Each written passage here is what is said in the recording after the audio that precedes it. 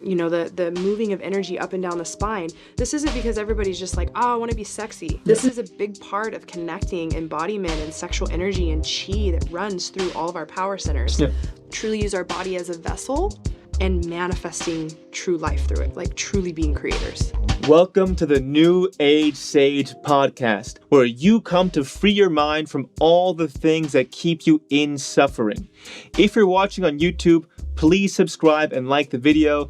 If you're listening to the audio, please subscribe and leave a review. I would really appreciate it. Today's guest is Adrian Ellison. She has worked with over 100 women in retreats, workshops, and client settings to transmute personal and ancestral trauma, guiding individuals to claim the gifts that arise as a result of healing one's heart. We get super into masculine and feminine dynamics and how to heal yourself truly. I think you'll love this episode. Thank you. Welcome. Very happy to have you here. I want to start with, what are you currently moving through in your life? What's the key element of your growth right now? Yeah, I've arrived at a place of a lot of spaciousness in my life.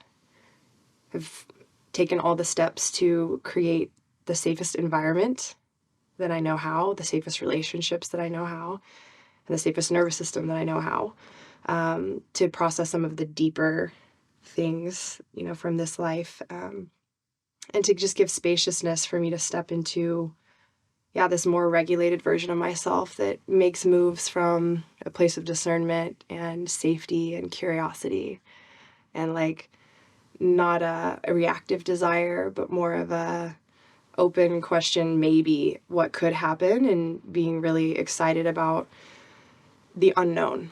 I used to spend a lot of time controlling and grasping for the known, and now I'm stepping into this season where I'm kind of flirting with all the unknown spaces that are yet to come, and that's where I'm at right now. Was it always spacious for you? No. Or were you, because for me, I'm still working on it, where if I see a shadow or I see something I have to confront, my instinct is pedal to the metal, let me go and just tackle this thing. But Sure. I'm sure you now know, or you're in a space now where it's let me calm down and take my time with this. So it was a journey for you to actually get into that place where you could be let me slow the fuck down and really process this at my pace, rather than just let's go. Yeah. It's so funny because every time that I get a realization through my contemplation process, the realization is always, you need more space. And I'm like, really? More space? How is that even possible? And it is possible, because literally when you think about what's around us, right, in the dimension of time and space that we live in, the space is infinite. Mm-hmm. So there's infinite amount of space, and it's our need to rub up against something to feel like our belonging and we're going to be okay, and that we have control and that we know what's going on, that doesn't allow us to be safe in the spaciousness, that in between.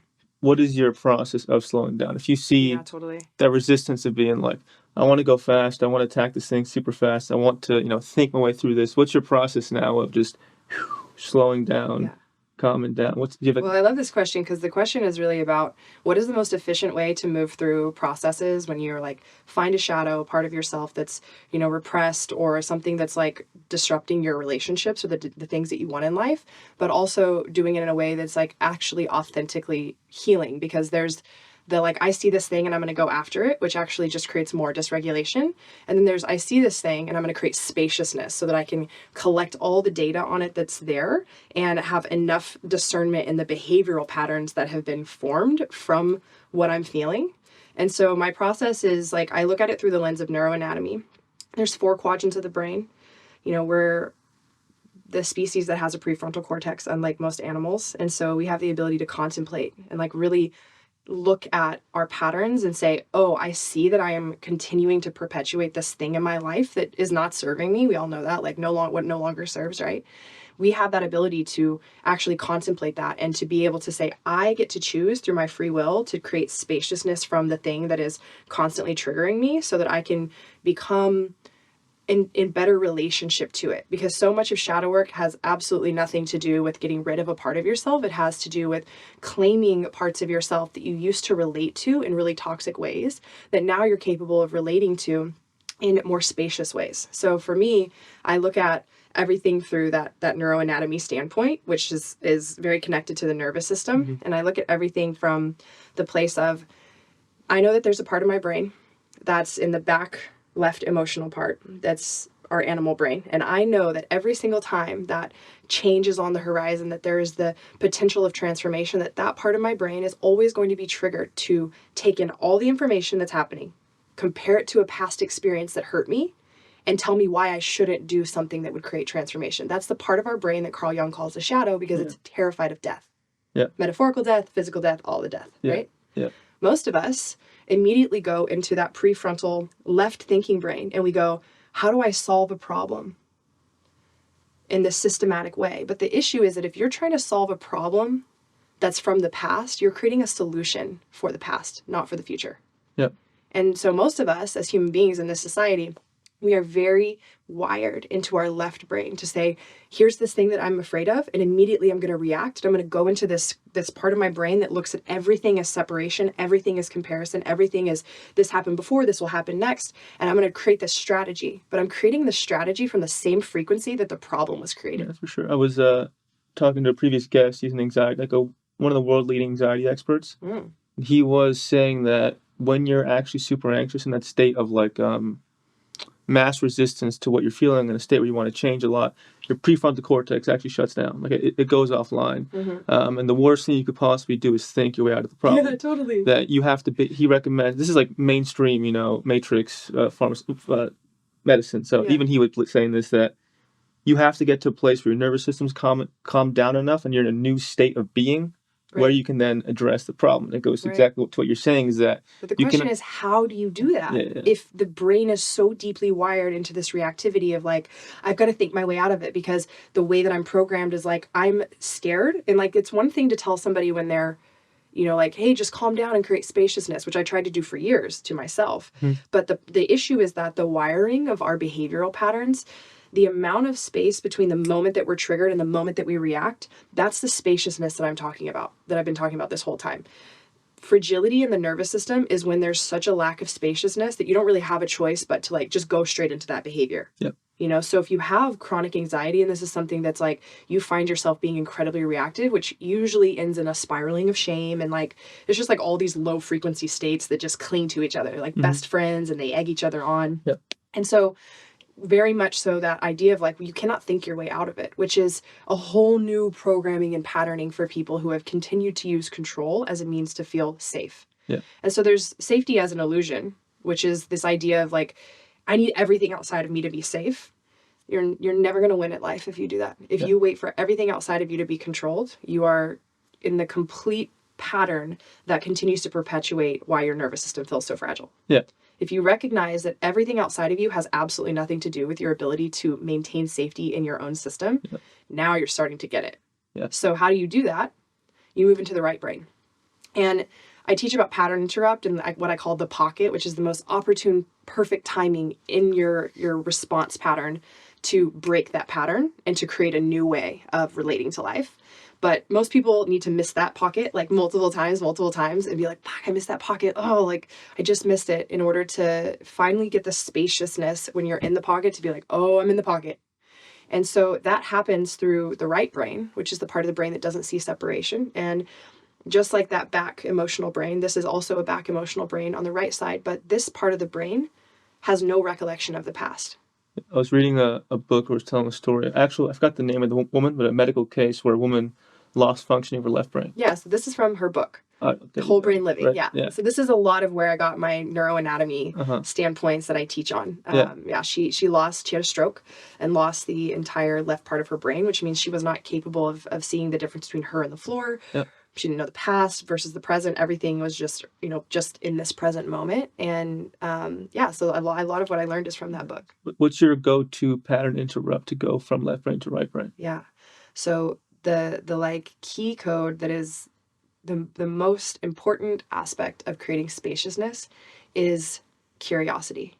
And you don't have to actually know how to live in the frequency of curiosity to just create a moment of curiosity. So as soon as I always like say to just to keep it simple, and this is not like scientific, this is just my own process.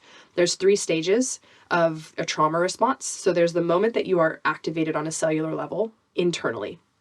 Then there's the second stage where you begin to engage with the thing outside of you that activated that, which is usually like, you know, the thing that you're doing to seek connection.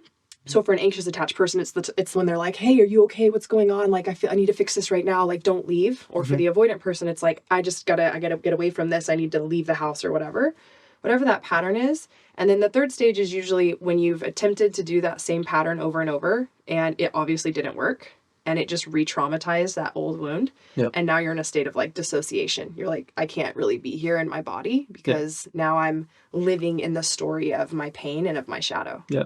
So let's put an example for listeners to try and transfer to their own state of being. Let's say, okay, you're the anxious attached person, all right? Your partner isn't answering their phone for a couple of hours. Right. You feel that terror from childhood. Step by step, what can that person do to move away from the reactive thinking brain and try to move towards nurturing their system to come to homeostasis? Step by step, what can that person do in that moment?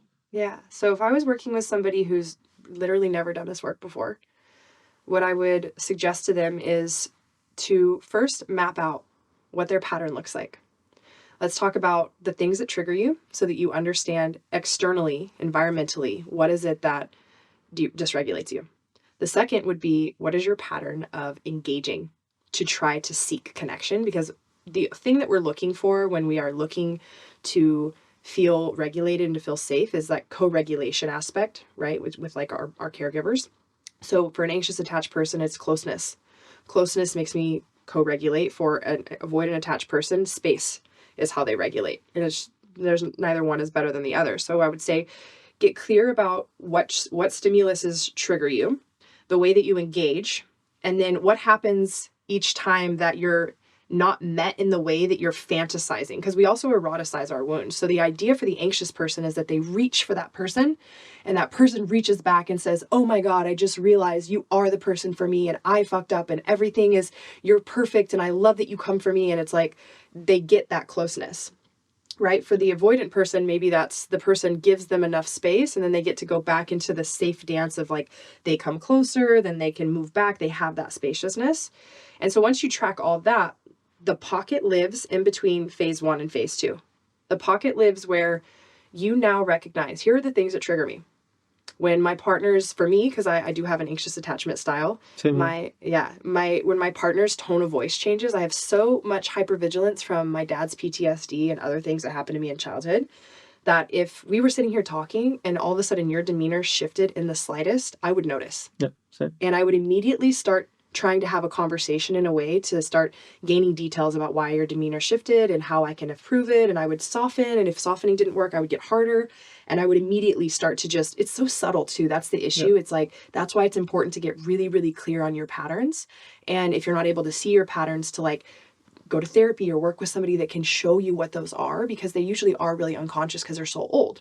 So the pocket is, as soon as your demeanor shifts, instead of me immediately engaging, I would go into the place where it's like, I have enough spaciousness to be aware that I am triggered.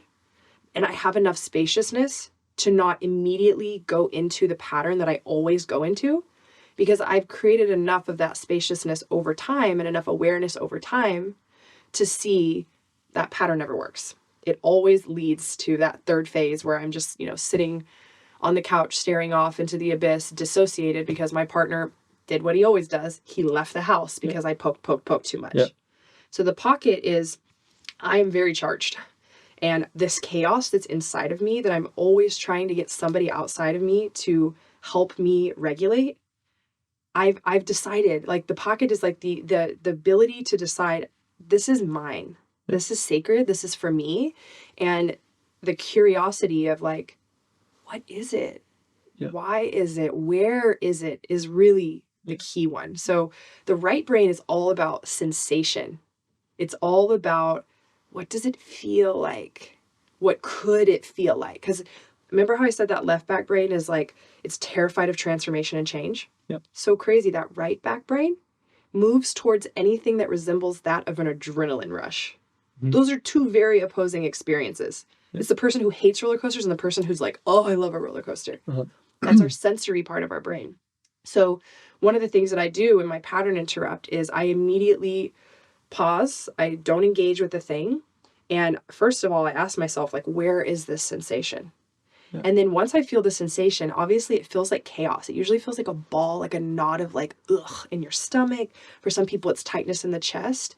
And when you feel that, that's really just helping you understand the amount of spaciousness you have to explore these parts of yourself, these unknown parts of the void that is your subconscious. I think the power in what you're describing is this radical ownership of your own shit. Yeah, In a way, it's for that, sure. and the ego loves playing the blame game. So if you're in a relationship, perfect example, automatically the ego will go, this person did this, it's this person's fault, this person is doing X, Y, Z.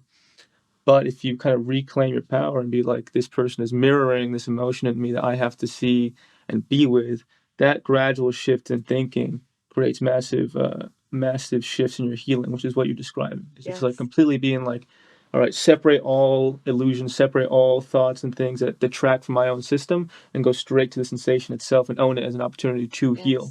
Yeah, it's exactly what has to be done. What is the feeling that you did or do still struggle the most with being with in your system? Like what do you like want to go straight to thinking away or blaming people for? Yeah, so I'm very clear on my patterns. I've done years and years of work on them, and I have a really old pattern that still likes to show itself sometimes.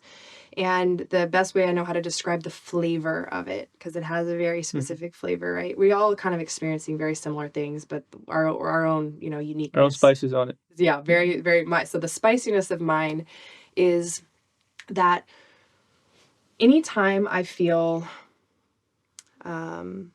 unappreciated, anytime I feel inconsidered, anytime I feel like just not thought of, not considered, not loved, not cared for, I had this old pattern where I would dehumanize the person who was doing it because I needed to disconnect from the empathy of the entire. Empathy is like a very enlightened state, by the way. Empathy is like the ability to feel within, not like sympathy that's like, oh, I can kind of sympathize with what you're experiencing. Empathy is actually feeling another person's experience in your body. Yep. Well, if you don't have the capability to be with your own experience in your body, you definitely don't have the spaciousness to be with anybody else's. 100%. So the natural thing to do is like, there's chaos going on in me. I've got to shut down as many portals of emotion as I possibly can. So you're not even a person to me anymore. You're the bad guy.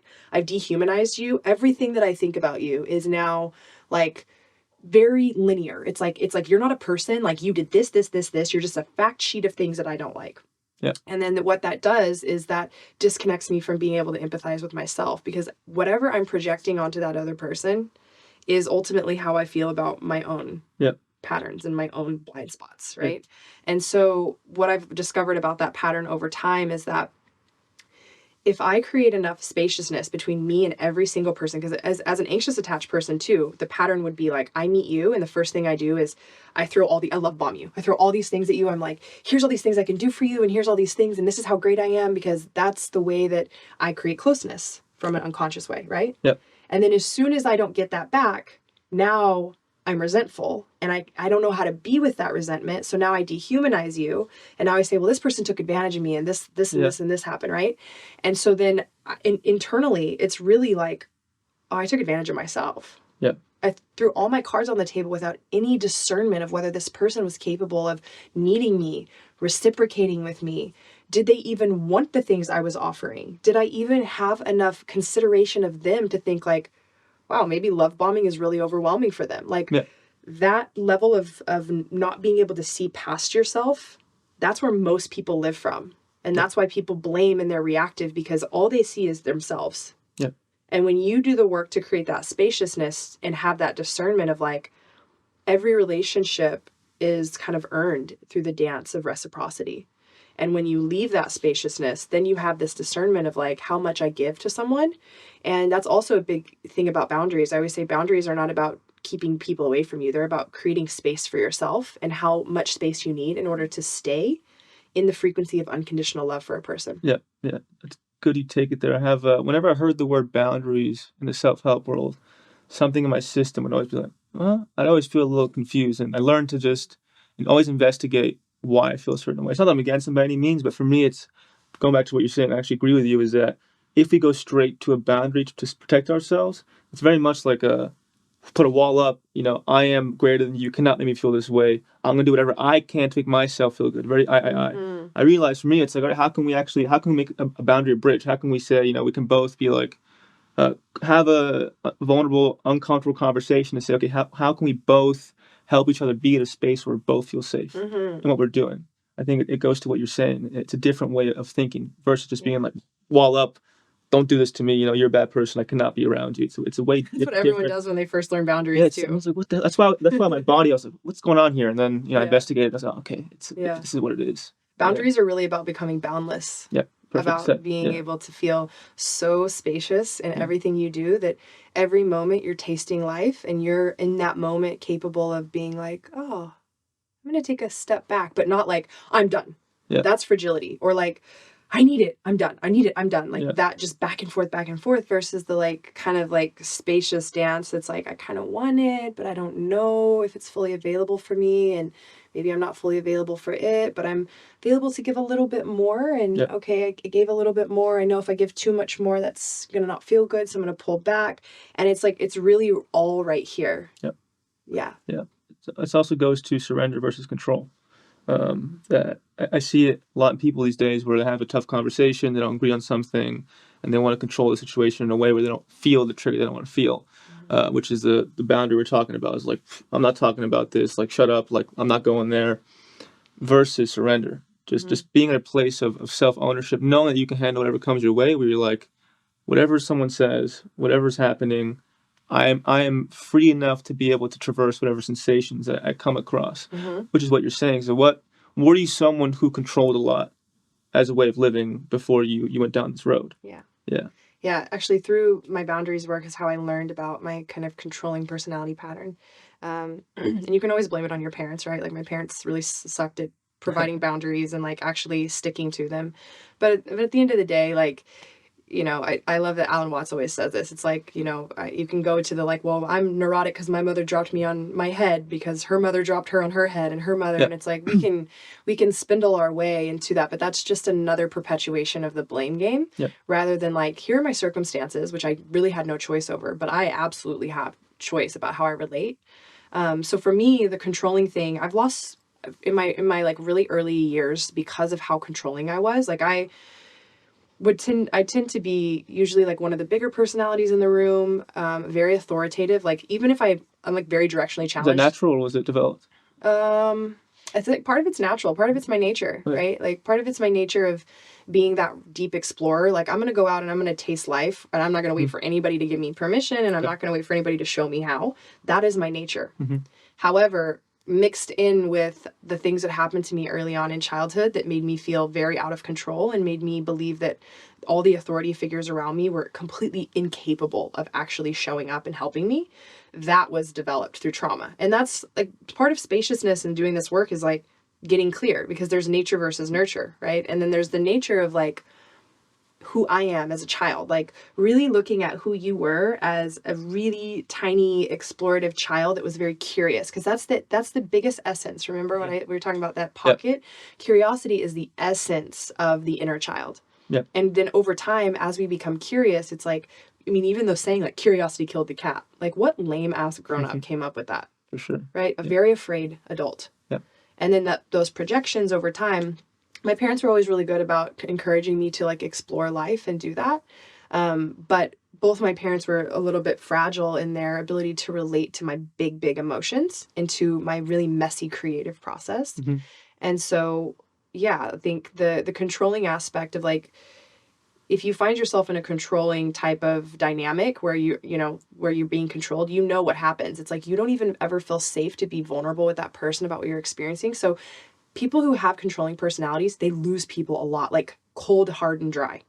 And that's really painful because then you don't get that closure, and then it becomes this like internalized thing where you feel like you did something wrong, but nobody really ever spoke up. And that's another one of my biggest patterns that would get kind of mixed in with that dehumanizing, is that I would be so sharp and so controlling and so like authoritative, but in a not safe way, that people never felt like they had any place to like really, kind of push back. And so instead of somebody saying, hey, Adrian, the sharpness that you come at me with sometimes, like, it doesn't feel good in my nervous system, and them even claiming it, like, I had this pattern with my mom, and as much as I'm working through it, it triggers me every time I'm with you. And so for me, I either need the pattern to change or I need space from our relationship. If people, now I have friends who will like communicate in ways like that to me, and I love it. Yeah. I love when somebody places that boundary, because that's a bridge. That's a bridge. Yeah, That's for a sure. hand out saying, I want to be closer to you, Yeah. but here's kind of my requirements in order to do that. But what happened in the past is, because I wasn't aware of my patterns, eventually people would just like check out. Yeah. And then I'd be like, oh, that person just like cut me off. I didn't do anything. Like, they're insecure. And I would, again, create this checklist of all the reasons why they were in the wrong, which is all about that left back brain. The left back brain is like, everything is right or wrong. Everything lives in a hierarchy. And so a lot of ways that you can figure out that you're in that pocket is when you start having these thoughts of who's right or wrong, who's in the hierarchy. Before you engage with that, creating the spaciousness to be really curious, like, where does that right or wrong idea live in me? What does it feel like? Can I create like enough space in my body through pleasure, through breath, through tapping is one of my absolute favorite modalities. I do tapping every single day. I've done it for years. I think it's like, it's it's not like, not a lot of people don't do it because it's not like the sexiest thing, right? It's not that expensive ice bath that everybody's got sitting in their backyards in Austin. It's free, it's easy, it's safe, everybody can do it. And that's something that I do to create spaciousness in the nervous system every day. It's the way you were talking about honest conversation in relationship. I think about it more romantically, but it's interesting to say about friendship wise. But I've noticed that the key way to be in a relationship is that complete honest communication and ownership of saying, when you do this, not blaming you, it brings up these emotions from XYZ in XYZ moments. I don't mind you doing it, not all the time, but when it happens, like, I appreciate you being with me while I go through this. And that way of communicating can lead to so much fucking healing, especially in relationships, saying, fuck, man, you'd actually just like, thank you for bringing up this trigger. Yes. Can you please be with me while I process it? Like, I remove you from the equation. I just need support and love in moving through this. And, I have a mother wound of very distant mom. That was my childhood. And in relationships, I'd use it in the past to like control them so they wouldn't move away. I'd do everything I can to unconsciously manipulate and do things to make them always be with me.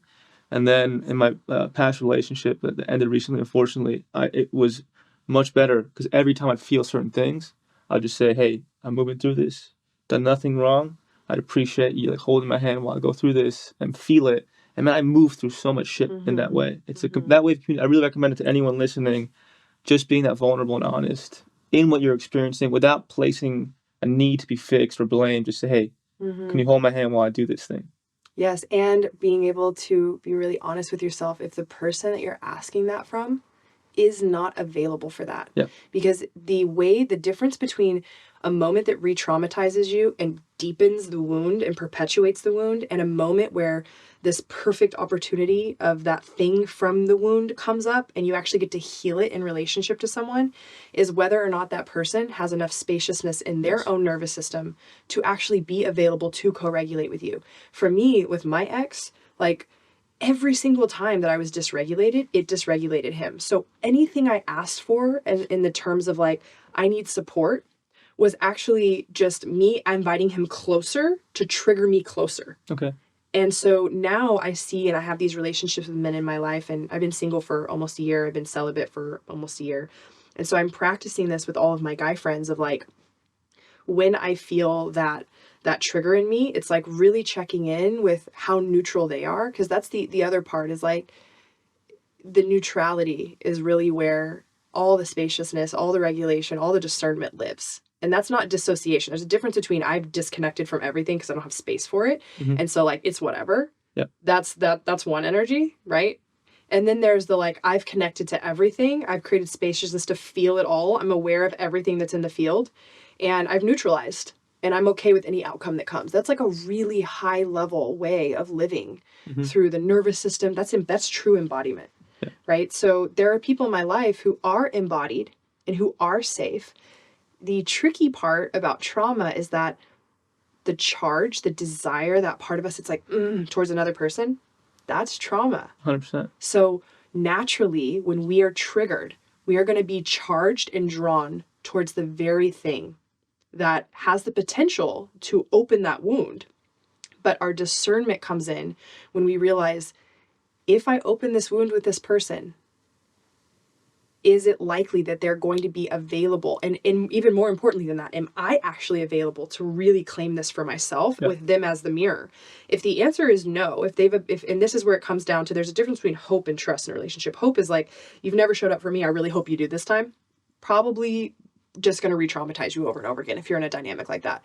If somebody has shown up for you over and over and over again, and you're triggered into the place of like, they're not going to show up for me, that actually is a really beautiful opportunity, because you've built trust with that person, and now the mirror is really clean.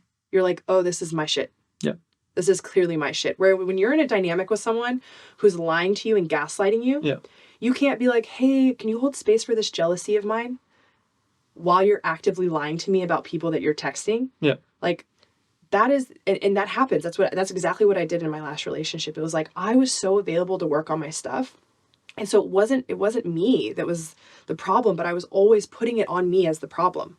And it's like, over time, the problem was me continuing to reach outside myself to be validated, because I wouldn't validate my own experience.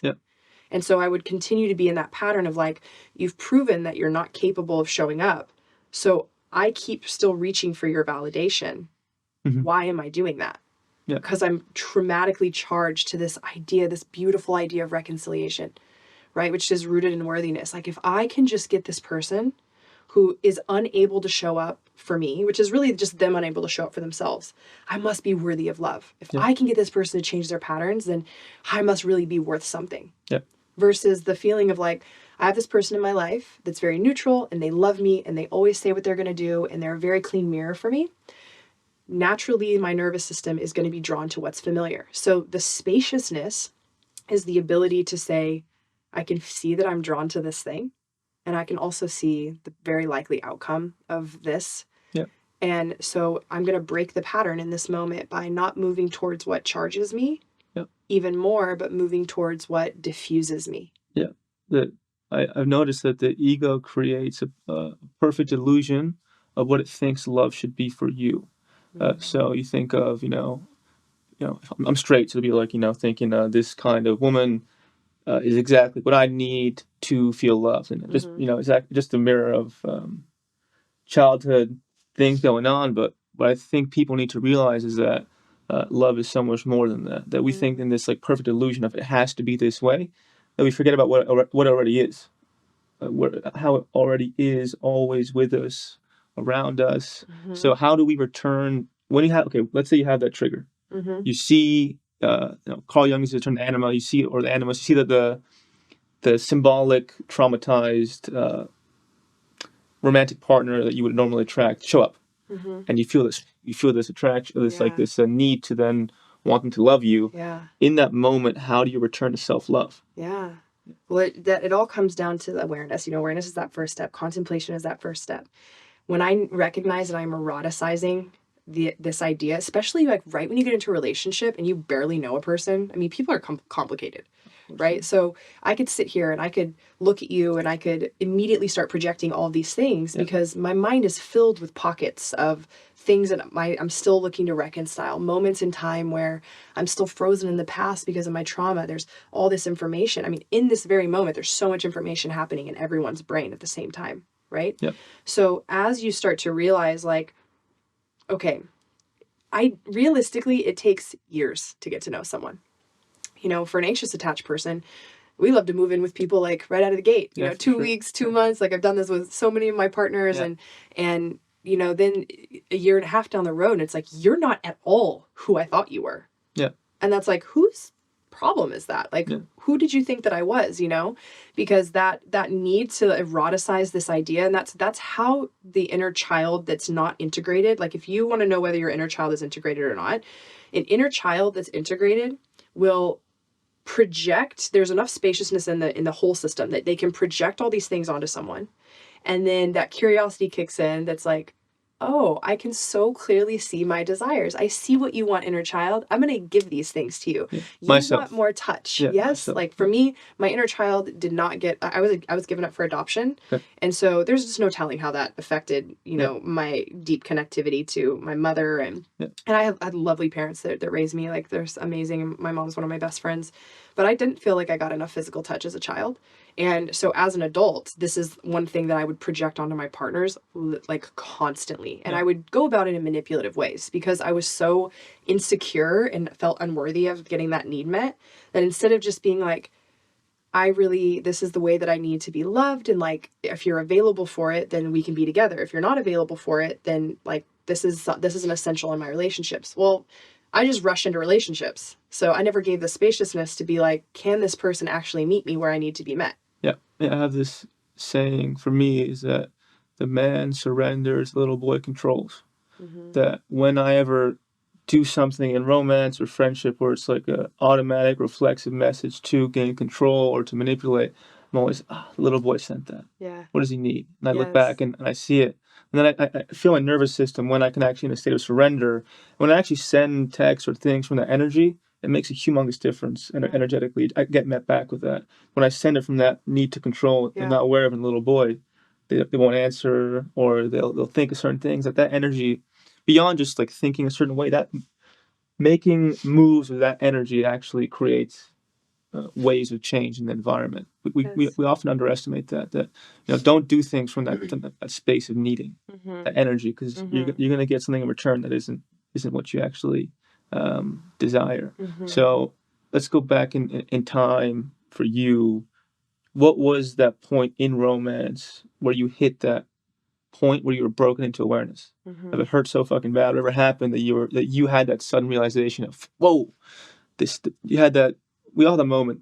People are healing where it's gotten so bad that we get hit. Oh, I can't keep doing this shit. So what was that moment for you where you hit that space in romance where you're like, oh, everything has to. Long ago. Oh wow. For my 30th birthday, I decided to do a 7-day dry fast. Wow. So what is that exactly? Yeah. So I definitely don't recommend this to people at all. Just for medical. Don't sue me. Please don't do this at home on your own. I'm very experimental. So for me, I decided the risk was worth the reward. I did a lot of research and I felt like it was a super yes for me. But I went 10 days with no food, 7 days with no water. Wow. And like, it's not something that very many people talk about. And I only know 3 other people on the planet that have ever done it. I'm sure there's a lot more that have, but personally, I only know that many people. And I only know one other person who's gone as long as I did. And I did it for radical healing stuff. I have a long journey of healing my endometriosis, healing hormone imbalance, infertility, metabolic dysfunction, all that stuff. That's a whole nother podcast. Yeah. But it was the first time in my life where I actually did not have the reservoir of energy to give into my partnership at all. I had nothing to give. By day 6 and 7, I had nothing to give. How do you come to that realization of like, wow, I actually have nothing to give? I couldn't even think about anything but the next moment. I was in such a deep space of like, my body is fighting so hard to extract water from the cells of my fat to keep itself hydrated. It's then the only 2 functions it has is I need water to rehydrate myself. And in order to get water, I need to produce energy. So I'm going to eat the cells that are no longer supporting. So like, the cells that are not that are dysfunctional pieces of your DNA that are not like working at the highest place that they possibly can. They call them senescent cells. I'm going to eat those, convert energy so that I can go pull water. Eat that, convert energy, go pull water. There's nothing, my body wasn't even producing like normal hormones, neurotransmitters. It wasn't producing serotonin. It wasn't producing, by day 4, I wasn't sleeping anymore. Like at this point, my body doesn't have the reservoir to do anything other than create energy, extract water, create energy, extract water. This is the first time in my life that I had absolutely nothing to give my partnership and I got to see the truth. Wow. And my partner was not interested in supporting me, giving back to me. And in fact, I was able to see that he saw this as an opportunity to like do all the things that normally when I was kind of micromanaging him, that he had all the space to do it. Yeah. And it was so devastating. It like crushed me. I mean, to the point where my first day of my dry fast, I'm like, I wake up and he's like cooking bacon in the kitchen. And it wasn't like there's anything wrong with that. It was just like the lack of consideration. Yeah. And then, I mean, just to give, there was a lot more that happened in between there, but he was 15 minutes late bringing me water to break my dry fast. Like I go 7 days with no water and it's just like, it's like, oh, like can't be on time, you know, kind of energy and was on the phone. So wasn't even with me when I was able to break my fast, like just so many things that were more important than what I was experiencing. And I'd had that realization a few other times, but this was the pocket where it hit me so hard. I came home from the dry fast to like a house that was disgusting. My best friend came in and she was cleaning it for me just so that coming out of this like really deep experience, I could be in a clean and nourishing and safe space. You know, I had to call on other people outside of my relationship to support me. And I had to be with the realization of like, oh my God, like this was here all along, but I was never quiet enough, alone enough, and really in a state of not consuming and numbing. Like even like taking a drink of water when you're thirsty, like not to say that that's numbing, but like it does satiate. Of course, yeah. Right? So when you're not able to satiate yourself and the body goes through all these wants and you don't give into the wants, you're in the void of like infinite potential. I mean, I unlocked so many codes within that space and it healed so many things in my body and how I got so clear on so many things. But that was the moment where it was like, you know, and it was really like kind of rock bottom for me because right after that, we broke up. I went to Hawaii. He moved out. I had like 3 times the amount of bills that I had had before and like really had to see the truth of what was always there. But what I never created the spaciousness to really be there. And the other thing that happens when you're not feeding and numbing and you're not continuing to perpetuate cycles of dysregulation, when you're in rest and digest, it literally means your body is resting and digesting, not just food, but energy, emotions, like, and how many of us live in a deep state of rest and digest? Not many people. Yep. Right? Like that's like, if you're a really regulated person, you're in the top less than 1% of people who are truly in their alpha, truly the most grounded, peaceful person in the room, right? Yeah. And so for me, coming to that place where I wasn't intaking anything and the body was doing nothing but just eating itself and digesting things that had never had the space to be digested, that was the moment of full clarity, fully seeing everything. So you were feeling emotions and certain traumas you weren't aware of before. Certain feelings were coming up that you're like, where the fuck did this come from? You know, it was that, wow. Not necessarily emotions, because I feel like our emotions, they do come up and like they're there in the field, but there was like things that came up that have never come up in ceremonies. Like before this, I had sat through ayahuasca 7 times. Okay. I had sat in multiple different medicine ceremonies. Yeah. And in every one, I had prayed. I'd gone in with the intention of like, I would love to grieve and open the box of my dad's death. And I mean, heroic doses of mushrooms, all these different psychedelic experiences never touched the box of my dad's death. Yeah. And then on the 6th night, going into my 7th day of my dry fast, exactly 7 years to the month that my dad died, full cathartic release about my dad. Wow. And I can just see all those moments where this was in my system and it wanted to be digested, but it was a big one. It's a big one, right? Yeah. And so that grief, like anything that I was doing, like social media and consuming food and even just drinking water, it was like that my system was really waiting for the opportunity and the spaciousness. And it probably could have gotten to there just by not being in the patterns I was with my partner. Yeah. If I had gone to Hawaii sooner by myself, I probably would have gotten there. The reason that the plants probably didn't show me this is because I never had the spaciousness to digest it. Yeah. And that's often too what happens is we see that shadow that we talked about at the beginning. It's like, I'm going to heal this. I got to go after this. Yeah. And instead of creating spaciousness for it to unravel and for the body to start digesting those fractaled pieces that happen when trauma happens so that you can get closer and closer to the center of the onion to really see, you stack it up with all this personal development work and all this like shadow work and courses, and you get a coach and you go to breath work and you're doing Dr. Joe Dispenza books and it's like calling everyone out here. You literally did the exact opposite of what your system is calling for in order to digest. And there is that part of the ego that is on a timeline It believes like, I have to get to this place. I need to do this thing very quickly. And a peaceful soul, a regulated system, has the spaciousness to say when it's available, you know, and it focuses more on, am I available, and less on, are you available? Mhm. Am I available to digest this experience or to uncover these things about myself and to really be with them without needing somebody else to soothe my experience? You're talking about as a key component in the healing process that I've definitely become aware of is that how much things we do on a daily basis or second to second basis to numb or avoid what we don't want to feel. And that could even be, as you said, the relationships we experience. So, my mom died about 7 months ago, and in that, I had a girlfriend at the time. And even though I obviously was upset and things, I transferred so much of the maternal love to her immediately. Where I was still grieving, but I used her as like a replacement to feel that feminine energy that I never knew how to give myself because my mom was so close to me. And then when we broke up about a month ago, I was that grief just hit me so hard because I had the clarity away from the relationship to see, wow, I did not feel this to the extent that I thought I did.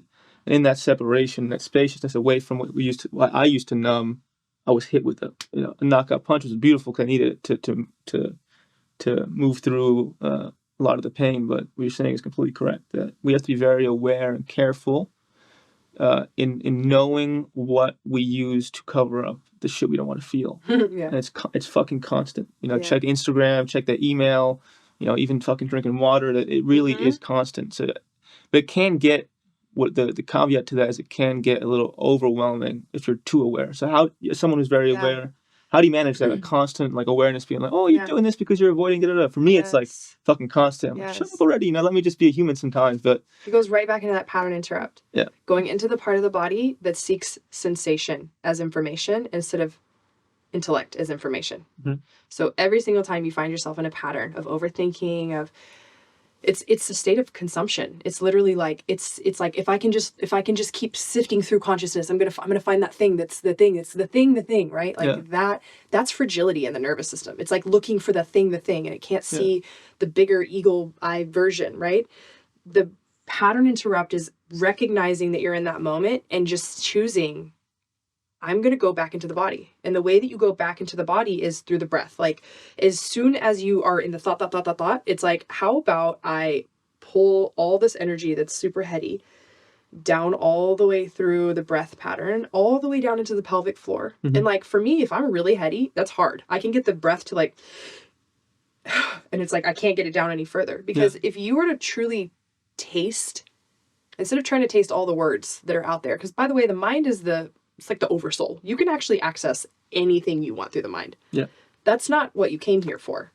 Like you don't want to just be able to access everything all the time. That's like when you think of somebody who has like severe mental illness where they're not capable of thriving in society, they're getting pockets of information from everywhere and it's super fractal. Of course, So integration is where you're taking all those fractal pieces and you're living all of that through the body, and you're capable of making decisions based on the information that you've kind of chosen to digest. And you know that you can only digest so much. Like we are only capable of digesting so much at a time through this human experience.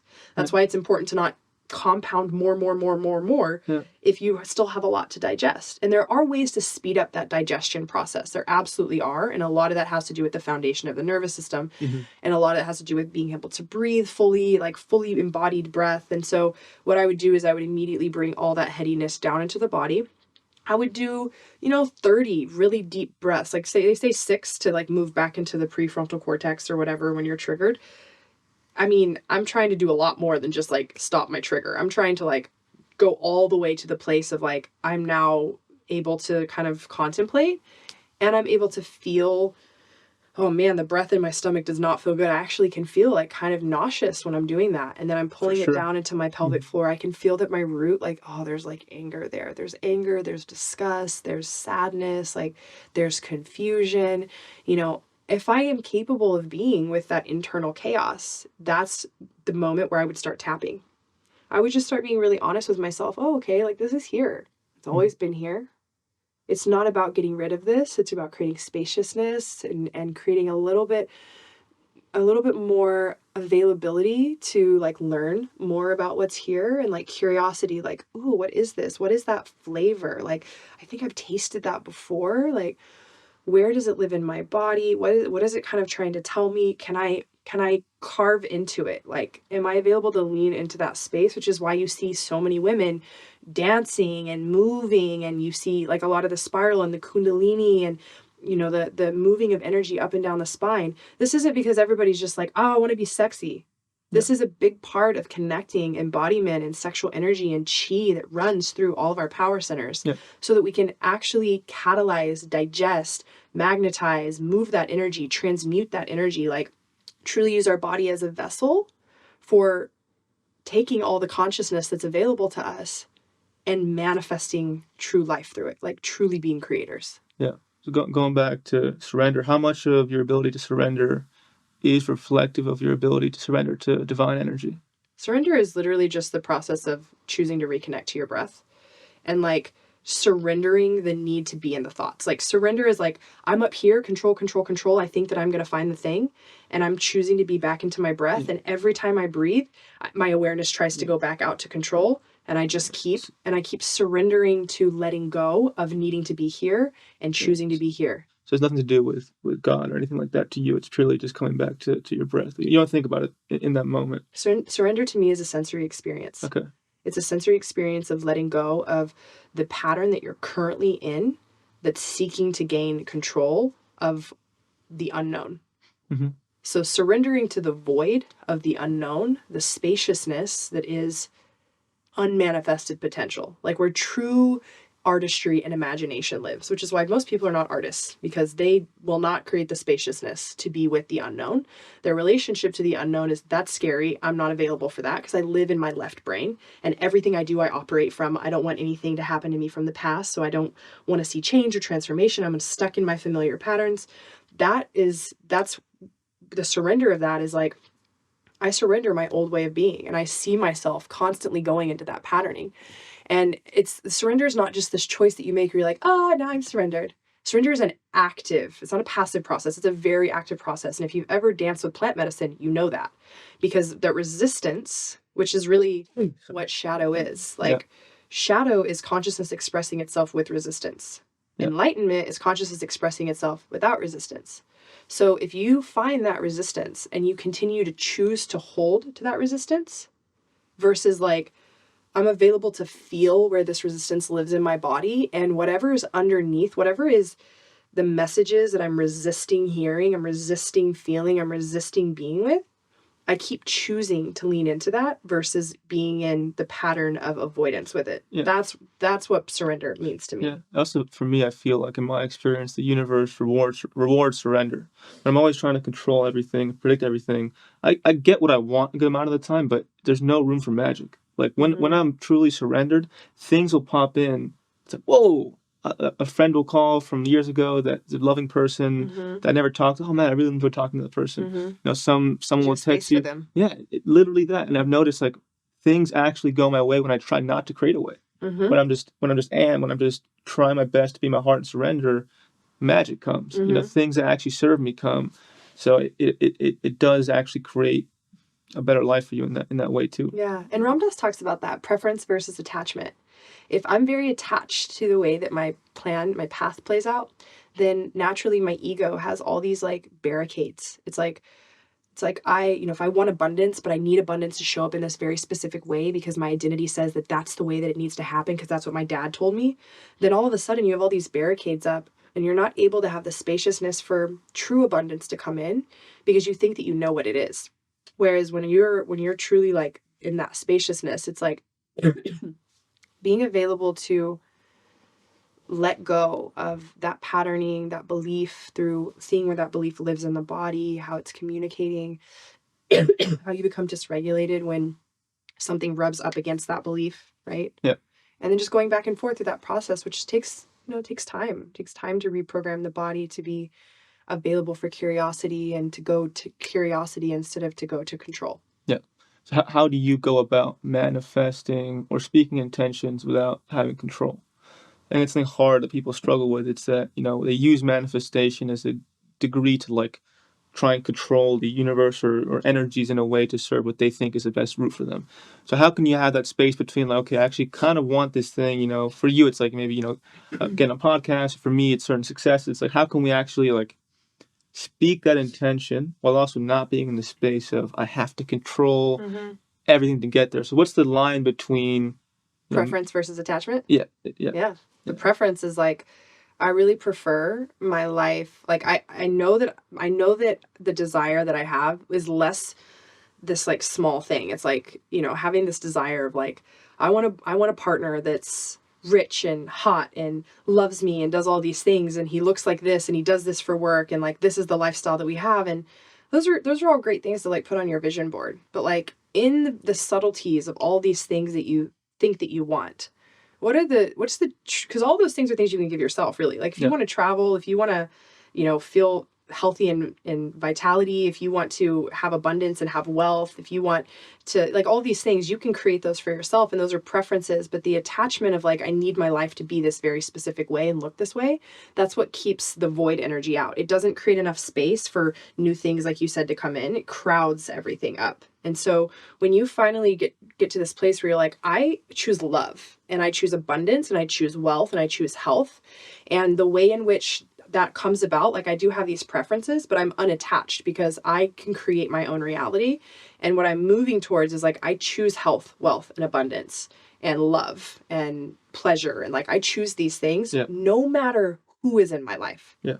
The attachment is I believe I can only have these things if these certain people are in my life in this certain way. Yep. So what I do is I go into being able to see when I'm in that like deep attachment space. And you can always tell if it's attachment, because if something questions that, you'll be really like defensive with it. 100%. Yeah. And so if you're really defensive around something, there's not a lot of room for that to breathe. Yeah. What you can do is you can become really curious about that. Like, why am I so set on this? Why am I so guarded around this? What am I protecting? What do I believe will happen if not? And if it's hard for you to be curious around it, that's just telling you the grip, right? Which, like, if you really want to create magic, unmanifested potential, imagination that nobody else has ever brought here because it's purely pulled from the void and it's never been created before, you gotta let that go completely. Let everything that you thought you knew about yourself completely disintegrate and say, again, like for me, I did this in Hawaii this summer. I've always like, for the Such last... a powerful place. It's so powerful. Like my dance with the void, and that's where I got to this place now where this idea of like, I have no idea what the rest of the day is even going to look like. I know the things that I need to do to feel really in alignment with myself. Yeah. But I'm open for the rest of the week. For next year, I'm not even sure. I have all this spaciousness because I no longer think I know what's best for my future. I know the frequencies that I align with and that I hold. I know that health and vitality and wealth and abundance and generosity, kindness, truth, this is who I am. So I don't need to go chase these things. I am these things. Yeah. Everything that plays out in the subtleties of like who shows up in my life to dance with me in those pockets, how that shows up, the places where that goes, I'm down. Yeah. I'm down because I know that it's going to all be a match to what I'm embodying. Yeah. It's a very valid point. And going also back to one of the first things we tackled in this conversation is that you cannot create change from the same spot you've always been. So kind of, you know, taking that trip to Hawaii, my business partner was very, very deep. She was talking to me about like, I just feel like I have to become something new for what I'm trying to create. I just feel it. I'm going to get this cottage in the middle of nowhere, my phone away, and just be there for a while, just to literally be somewhere completely different with different ideas to create that change. That we have to give ourselves that space to literally become a different person. And Hawaii is also that spot for me. It's such an energetically powerful place. I don't like going there because it brings up so much shit. Dude, yes, it is so gnarly. It's like very fire transformation energy. Yeah. Were you on Big Island or where were you at? Kona, yeah. I was there for all of COVID for a year and a half. Whoa. Yeah, so it was intense. But that's when my awakening really happened, was in that area. Yeah. But I went back there for Christmas. My family has a house there, so it's kind of our spot. It's intense. Wow. When I got back to Austin, I had for like a week straight, I wasn't sleeping. I was just like so much inspiration, creativity. It was hell there. It was true like really, really being in the pits. Yeah. What's it like for you over there? Well, I did my dance closer to Hilo. Okay. So I've gone and visited Kona for like vacation style. Yeah. And I was actually there 4 years ago when Pele erupted. Wow. And so I was there, like I remember feeling the earthquake and feeling the like, the crater drop out and hearing everything and being like, oh, is there a tsunami coming? And then when I decided to do my it was actually during my dry fast that Hawaii like called to me so strong, and it didn't make any sense for me to go, and everyone was like, oh, Hawaii sounds amazing, and I was like, yeah, but it's like I don't know anybody there. It's it's an expensive place. I didn't know much about Big Island, especially Hilo side and like Seaview and like Lower Puna area. It's called like where the Punatics live, which I love, because anyone in Kona, when they asked me, like they're like my Uber driver driving me over to Puna was like, you're going where the Punatics are? And it's like, there's a lot of people there that live kind of like the hippie lifestyle, even like the dirty hippie lifestyle, which I really dig. I walked around there every day with no shoes on. That's my style. And Right. you go to the farmer's market and get in the beach. The beach is nude there. It's like, it's just amazing. Yeah. So it's like a very like earthly way of living. Yes. And for me, yeah, I got there. I didn't know anybody. I had a lot of hiccups along the way. And there were multiple times where I looked at flights home, but I knew I was supposed to be there. Yeah. And ultimately, I let all these pieces of myself die. And instead of like, having that ego release where you're like, I am not this, like I just am. And then the next thing you do is, okay, well then if I'm not this, I'm this. And you like grab that thing. I watched my pattern. And I was also reading Dr. Joe Dispenza's Breaking the Habit of Being Yourself, which is like probably one of my favorite pattern interrupt books. It's a very profound book. It helps you understand how you're addicted to your own stress hormones from childhood. And so I was detoxing from that for 2.5 months. And I detoxed from cannabis. I detoxed from social media, from, being around my friends, like anything that was like really overly stimulating. And I just was with the earth. And in that time was one of my, I've done some work with the void, but never like I did this last year. And it was like a whole year. I had this experience where I got rid of all these things that were continuing to perpetuate my stress spikes. And one of the things that was showing up was like, as soon as I would see a friend or like call someone, the first thing I would do is I would talk about the thing that spiked my stress hormones the most. So like if I called my mom, the first thing I would be like is like, well, I almost wrecked the car today. Like immediately, the first thing I would do. And I started to watch that pattern. Like, why am I doing that? What a weird thing to do, to call someone you haven't talked to for like a couple weeks. And the first thing you tell them is like something kind of tragic or like overwhelming. Yeah. Because I was so addicted to cortisol and adrenaline in my body. So as soon as I stopped doing that, weird shit started happening. I would get on the call, wouldn't even know where to start the conversation. I'm like, hey, how are you? Had all this spaciousness. Then I was really regulated, and then I would be like, oh my God, I don't even know who I am on this phone call right now, or like what I have to offer, because I'm no longer in this unconscious addicted pattern. I'm literally just, what's up? Yeah, what you're talking about. I was talking to the same business partner yesterday where she was telling me how, I know, we're both against using thinking a lot as a tool, but it can be a tool if you test different like mantras or things, like I surrender or things that like that. And she was telling me how she basically like a business algorithm A/B tests different like mantras to see what shows up in her life. That you can have a certain idea or belief or way of just being, and you can see, okay, if I think this way and I am this way, what shows up? What shows up? And you kind of start testing that and seeing what way of thinking or being, treating it somewhat like a formula. Yeah, it's like the game of life too. Exactly. It's like gamifying it's like what thought that I have would lead to this person show. Like, it just kind of, again, not with control again, but it's more so seeing like, just openness. Yeah, just seeing like what way of being actually attracts things to me that serve me in my development. It's also magnetism. Magnetism comes from like having this kind of like like this idea that like, ooh, that tastes good to me, like that would be fun, but not the like, okay, I need this is why I need this, and this is what would happen. That fragility of thinking, that's not magnetic. That's repulsive actually by nature, which I know sounds mean, but it is. Like if you have a need that you need met and you need it so bad, and there's not like spaciousness and like, that big spacious feminine energy that exists around something that's like, I like the idea of this and I'm open for it, but I don't need it. That creates a lot of magnetism. And so like the conversation around magnetism too, especially like social media and people who are like writing polarity content that a lot of times doesn't resonate with me. Okay.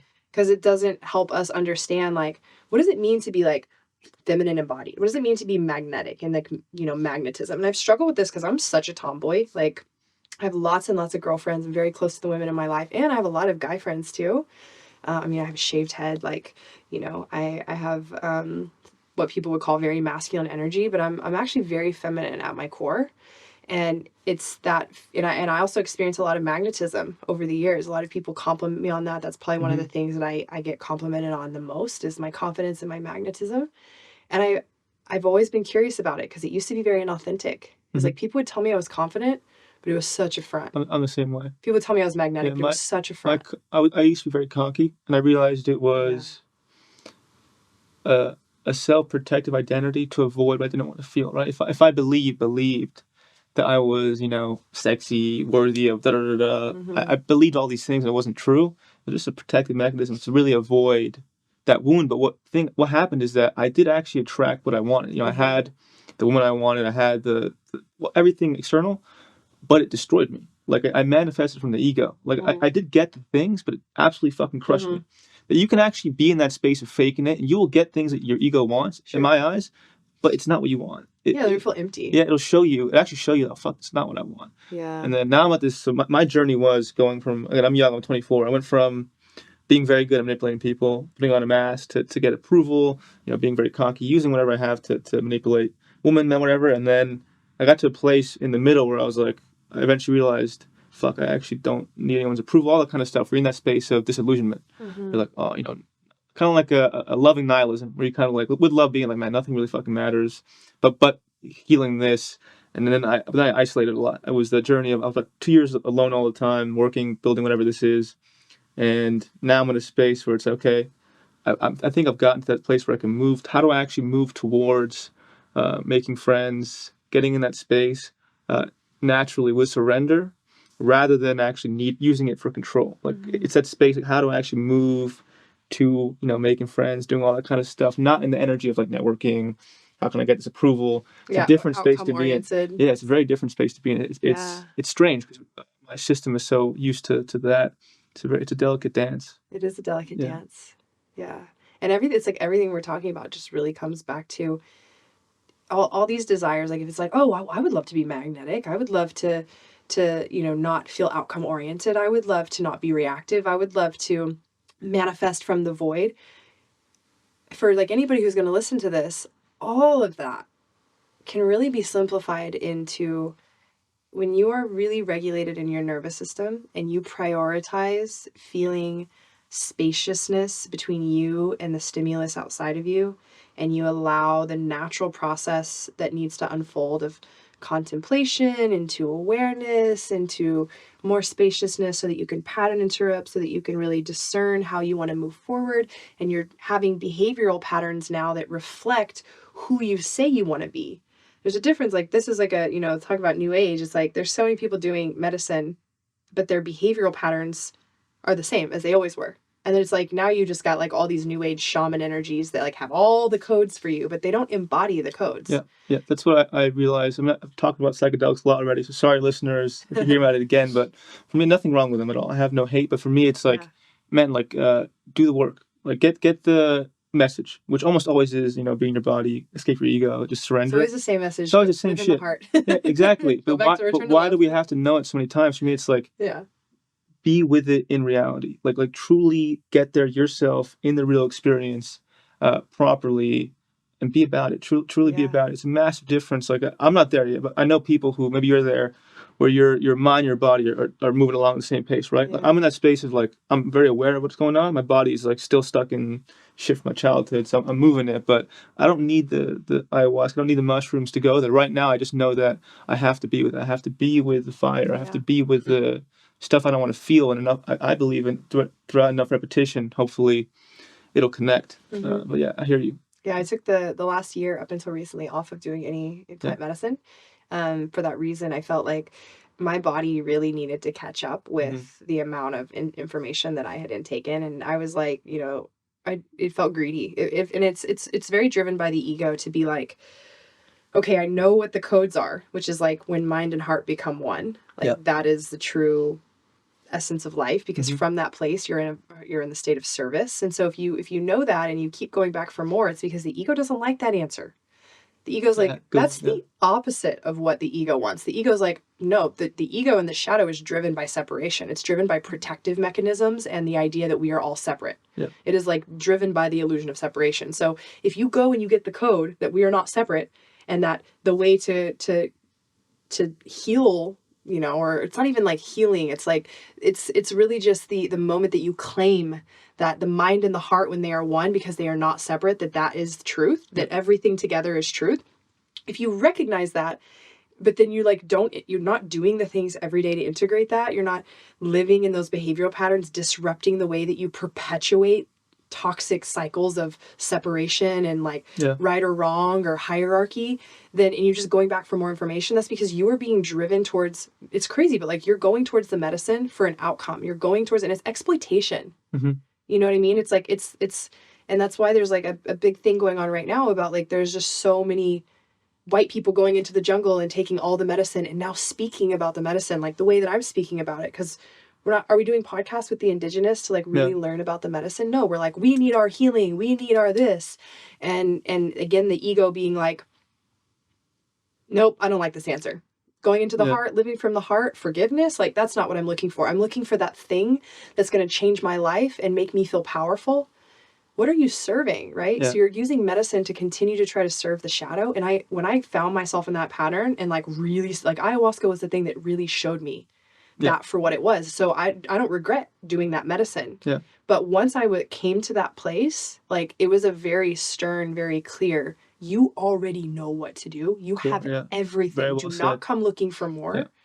It's time to like really integrate. Yeah, I'm very happy that you realize that, because a lot of people will bat heads with me and be like, man, come on, it's fine, that's their dance. Yeah, I get it. But people also don't realize how much it takes to come back, to ground yourself in your body after that experience. Oh my gosh. And people just like do it and then just go their lives, but it really takes a long time to get grounded again, that people often miss, that can lead to certain issues as well. So it takes a while. But do you have like any desire for it anymore? Is it truly just like, nah, I'm done? Do you have that voice coming back being like, ooh, you know, another journey, you know? Or is it just you're truly like, I love this question because I'm in such a new place. It's the first time I've ever been here where I now see the pattern of seeking as an opportunity to relax into what I already have and to practice gratitude. awesome. I always struggled with gratitude, and that was a big thing that I chased when I would go into the medicine, is like, I know that I should feel gratitude, but I don't. And I'm seeking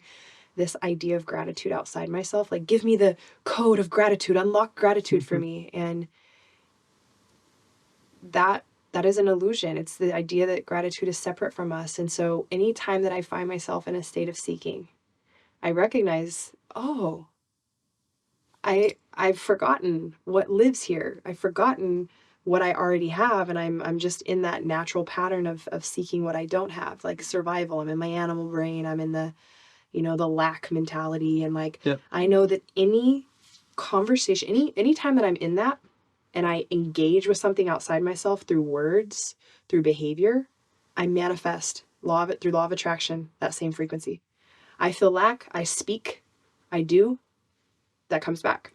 So that's the pattern interrupt. And that's like the biggest thing that I just wanted to share today, was like, you can change your whole life by disrupting these unconscious cycles that you've lived in, that your ancestors lived in.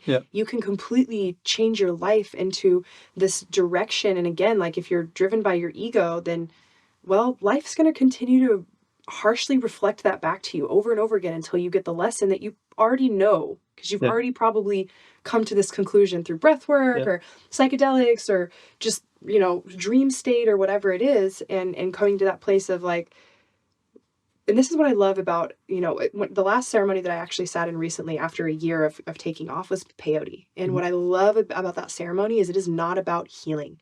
It's about going in and being so present with the fire and continuing to pray for others in your life and continuing to redirect to gratitude. Like the greatest prayer is that of gratitude, focusing on what you already have, what you're already grateful for.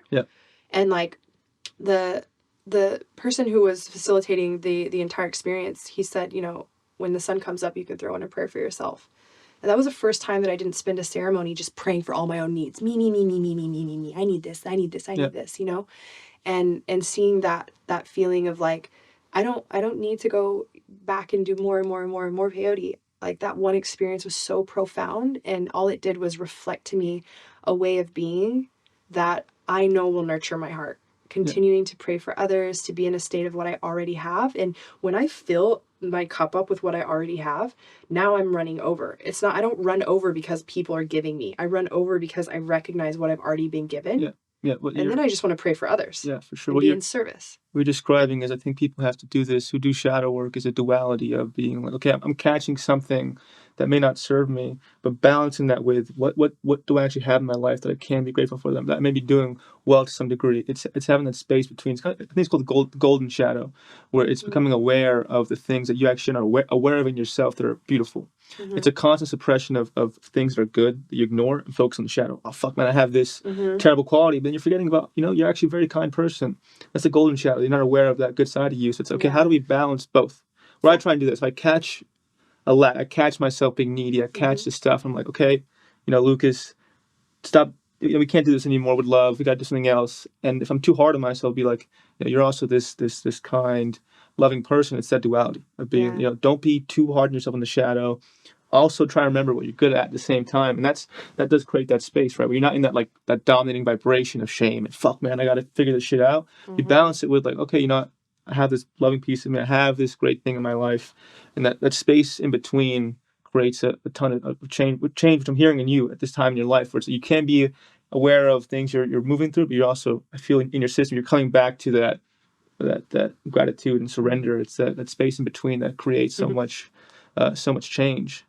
Yeah, and that's what the Gene Keys work is about. And what I love about it is like it's called the golden path, when you get into all the sequences, because the shadows are again, they're just highlighting resistance to this beautiful expression that lives in us of love. It's resistance to the love. So we access our gifts, what the Gene Keys refer to as genetic inheritance, because shadow work is not some like esoteric woo-woo thing that people are doing. It's a process of gene mutation. It happens in the body on a cellular level.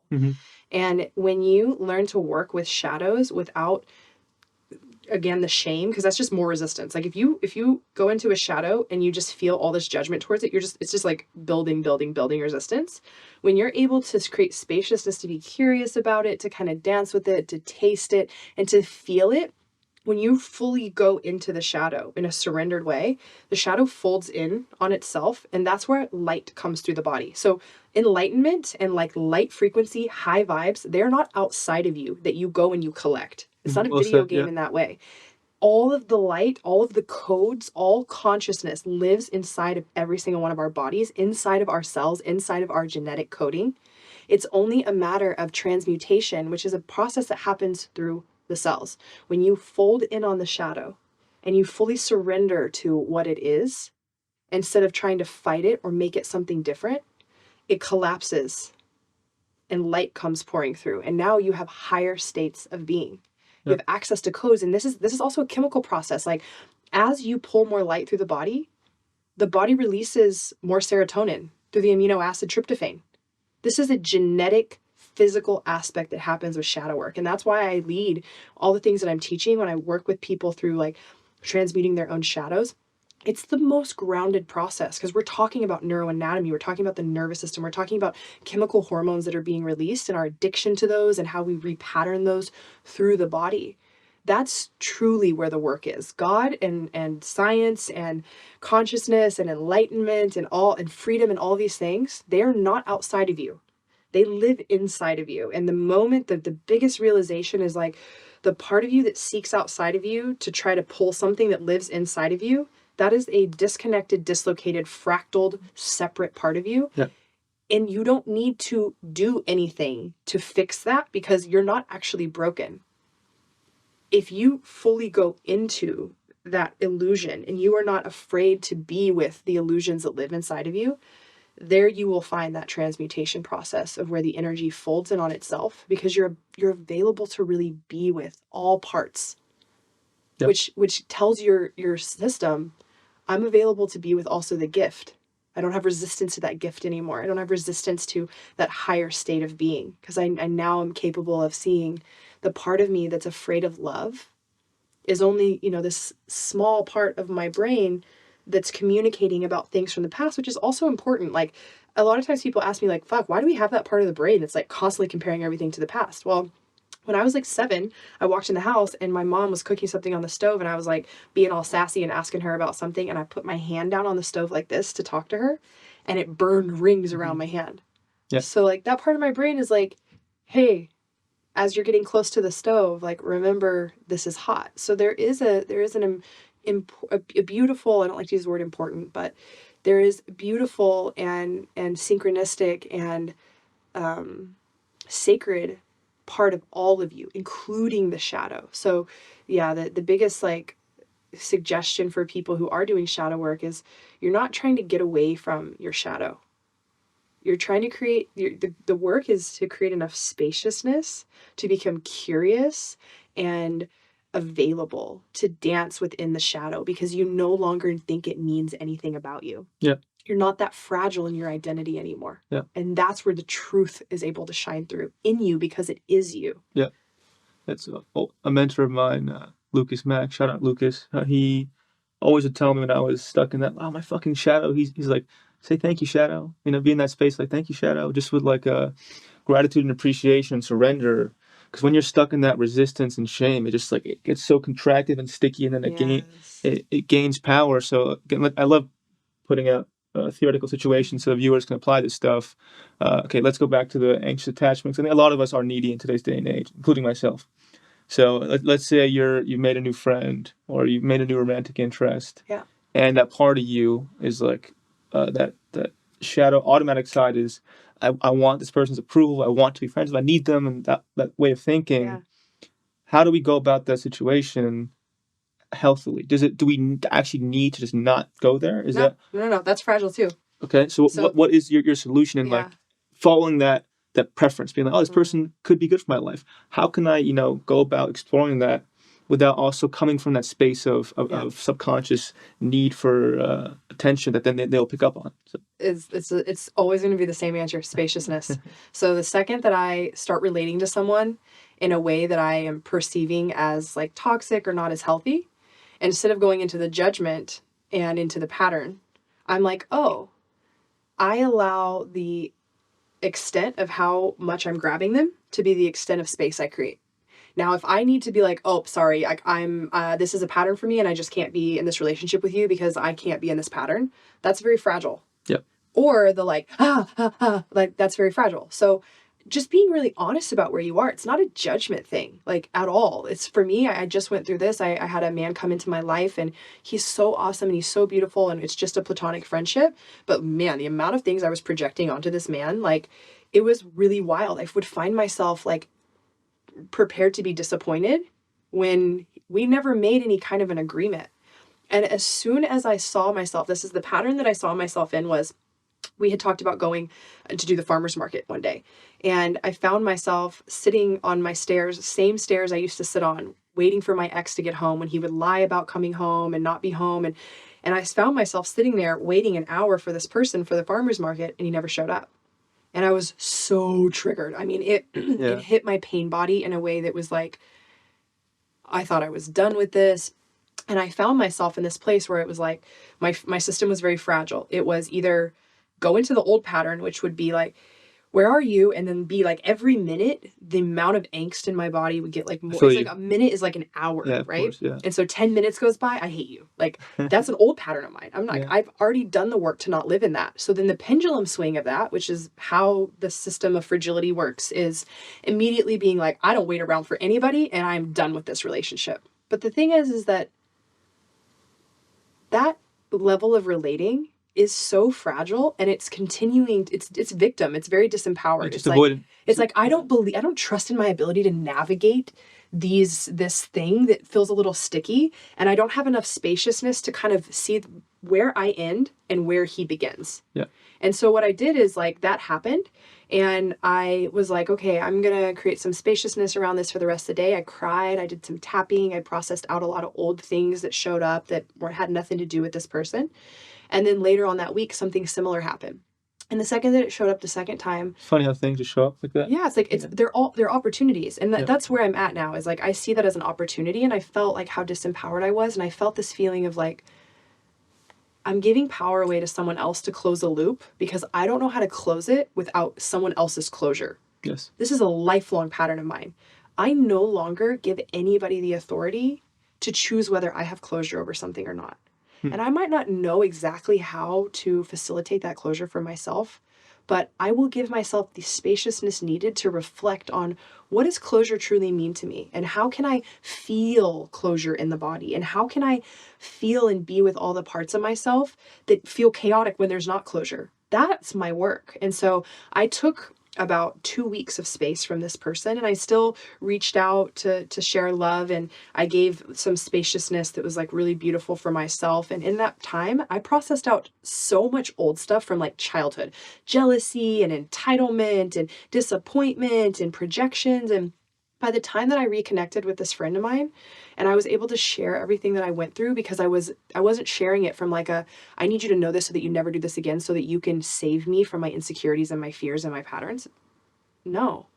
I was like, oh, like, thank you for, just being who you are, and in that space, allowing me to see myself really clearly. Because in the past, anytime that I'd be in a relationship with a man, I would attract men who would love bomb me. They're like, I've been in relationships so many times with guys that I never wanted to be with, that were my best friend. And they were just like, you're the most amazing thing. I want to be with you. And then it's like, well, since you think I'm so amazing and you're so persistent and you love bomb the shit out of me, Yeah. that makes me feel loved, and then I don't have to do the work of putting myself out there and being rejected. And so, I got through most of my life without having to really ever deal with like my deep rejection wound. So I never thought I had one. Yeah. Right. But I was always dealing with my abandonment stuff. So for me, in my last relationship, and why I decided to be single and celibate and like give myself a lot of spaciousness, is because I still found myself in that pattern of blaming the other person, and also being like, you were late again, and like holding up that accountability mirror for everything that he said he was going to do but then didn't, and then being gaslit as if I'm micromanaging. And the issue is that I was micromanaging, and he was also not doing what he said. He was not being impeccable with his words. So it's a sticky mirror. It's a really, really dirty mirror when you're looking at trying to see yourself through another person, but that person is reflecting back to you also things that they're not taking responsibility for. Whereas with this new friend, we don't have any of those commitments. So for the first time, maybe ever, I had this man in front of me that I was projecting these things onto, and I was able to see all of it was me. And that gave me the opportunity to fully alchemize and claim everything that was mine to claim: my jealousy, my distrust, my disappointment, and all of that. And then when I was able to share that with him, he was like, oh my God, like, thank you so much for telling me that. I will do better with my communication moving forward. Not because he owes it to me, but because he was like, I want to relate. I want to support our relationship. I want to relate to you in a better way. And also, I also want to be more impeccable with my word. Yeah. So I have to take a break after this. Share his final thought, but what you're saying is you need to have very trusting relationships if you want to heal. And men struggle with this more than women, unfortunately, where it's that we can't feel manly or strong or alpha if we say, hey, when you do this thing, it makes you feel a certain way. I need this time to process it. Like, you don't really see that with men a lot, unfortunately. And not just men, but we all have to get very good at being honest in that communication. If you can't really say that to someone as a friend or a lover, they're not your friend or your lover. They're just someone that you're using to satiate your own needs. Mm-hmm. But on that point, we'll be right back. We are back. So going back to the topic of, having a clean mirror. I completely agree. I'm just going to push back a little bit just for the people who are questioning, just to create a good conversation. Okay, let's say the dirty mirror has nothing to do with you to some degree, right? So it's like the person who's doing that stuff has their own separate bullshit, all this stuff that then gets projected onto you, and then parties attracting that because you're in a certain situation. I call So it karma. yeah, A really karmic yeah, mirror of is a really course. dirty mirror because there's so much in the field trying to play itself out Yeah, that both people are not aware of that it's really hard to see what's yours. yeah. So true, and it often takes, again, great theme of today's episode is takes that separation and spaciousness to reflect and see the truth in that silence and stillness of being like, wow, they were really showing that piece of me that I didn't want to see. So, answering that question I was asking is that, dirty mirrors will come across, and they have nothing to do with you, but it does become your choice once you recognize them as dirty to keep using them. Yeah. But I think that's where we have to create that separation, and also going back to that point is when can a person become that mirror for us? At what point do you, in your experience, feel like, oh, I can actually have these conversations with this kind of person? What's the checklist to you of being like, I can trust this person to use as a mirror in conversation to help me heal in some kind of a symbiotic relationship? Yeah. I think the cleanest mirrors are, really old, wise people because they've recognized at this point that nothing that you say has anything to do with them. A clean mirror is someone who is quite regulated in their nervous system, and nothing that you say tugs at identity or a part of them that feels threatening. So, it's not about being like, oh, no more dirty mirrors for me, like unless you're a clean mirror, because you also have to be a clean mirror for people. And the cleanliness that I'm talking about is like, if you are experiencing jealousy is always a really good one, and this is one that's personal to me. If I'm experiencing jealousy and things are coming up, but my partner's been really out of integrity with the way that he relates to other women, and I come to him and I'm like, can you hold space for me to talk about my jealousy? If he's not integrated and he's feeling out of integrity in any way, the way that it's going to reflect back to me is very defensive. And then it's going to make me feel like I'm wrong. Yep. And then I'm not going to really know, is this mine? Is this yours? Is it what? Right? Whereas someone who is like very in integrity and feels very good about the way they show up because they're not reactive and they're very clear about, their old patterns and they're integrated in their new patterns. When I come to them and I'm like, hey, I'm experiencing jealousy, they don't need to change my mind. They don't need to tell me that I'm wrong or even tell me that I'm safe until that is an appropriate thing to say. Yeah. They're just there to listen. They're there to like be a complete blank canvas for me to throw all my stuff on and be like, "Oh, I see myself." But if I throw my stuff onto a canvas that's got a bunch of its own shit, and then it's like, is the red mine, is the blue mine, is the purple mine, or is it ours? Like there's a lot of colors here, Yeah. And if somebody's truly a blank canvas, meaning that they're good with who they are and they're not trying to make anything that you're saying about them. They're like, nothing that you're saying is about me. Or they get to a point where they're like, oh wow, that thing that you just said triggered something in me, and now I need to process that before I can really show up in this conversation. And that's what a really healthy, like secure relating looks like, is you no longer need your partner to be in the same room and validate that they're okay because it makes you feel okay, and that you don't need to know that the thing that you felt was right. Like that's just all like very fragile in the nervous system. It's okay. We all, experience that. And depending on what kind of partner you're with, you could think you were secure and then end up in a partnership where it's like now you're very dysregulated again. Yeah. So I want to touch upon your choice to become celibate, because I think we often throw all that out the window with sex, right? We think that I'm attracted to this person, have certain primal needs coming up. I'm gonna forget about all their bullshit. If they're pretty and they're attractive, I'm gonna forget about all their trauma that they're gonna somehow pass to me in this connection. I'm gonna forget about how they may go into patterns of trigger shit. We kind of throw it out the window. So I'm curious how much of that was part of your decision to be celibate, and how we should be more careful about our sexual lives. Yeah. I just can only speak for myself personally. I realized that the people that I was most sexually charged around were the people who were very likely completely unavailable to actually co-regulate with me. And so what I was doing is I was eroticizing this deep pain that was in me and projecting this fantasy idea of how something from the past that wasn't reconciled could play out with this person. something that was really painful, and how that person is going to show up differently and they're going to rescue me from my insecurities. Yeah. And that felt like, I want that. Yeah. So once I started realizing that the people that I was having sex with were literally like the most toxic people for me, for how I was relating, it was like, oh, okay, cool. And I at that time was starting to really learn about neutrality and how true like quality manifestation of like what I was wanting to create in life was going to come from a place of neutrality, and how not neutral I was about certain things. And then, I would hear things from people that were like, yeah, me and my, in healthy relationships, people are like scheduling sex. And I'm like, no, like I want somebody that just like wants to eat me all the time and like devour me, and like that feeling. Because if I'm with a partner who wants to drink my dirty bathwater kind of energy, that's just like a freak for me, wants me all the time, which like I love the idea of that. That sounds lovely. And I had an ex like that. It was the best sex of my life. But because he was that way, I never had to process any of my insecurities. I was never insecure.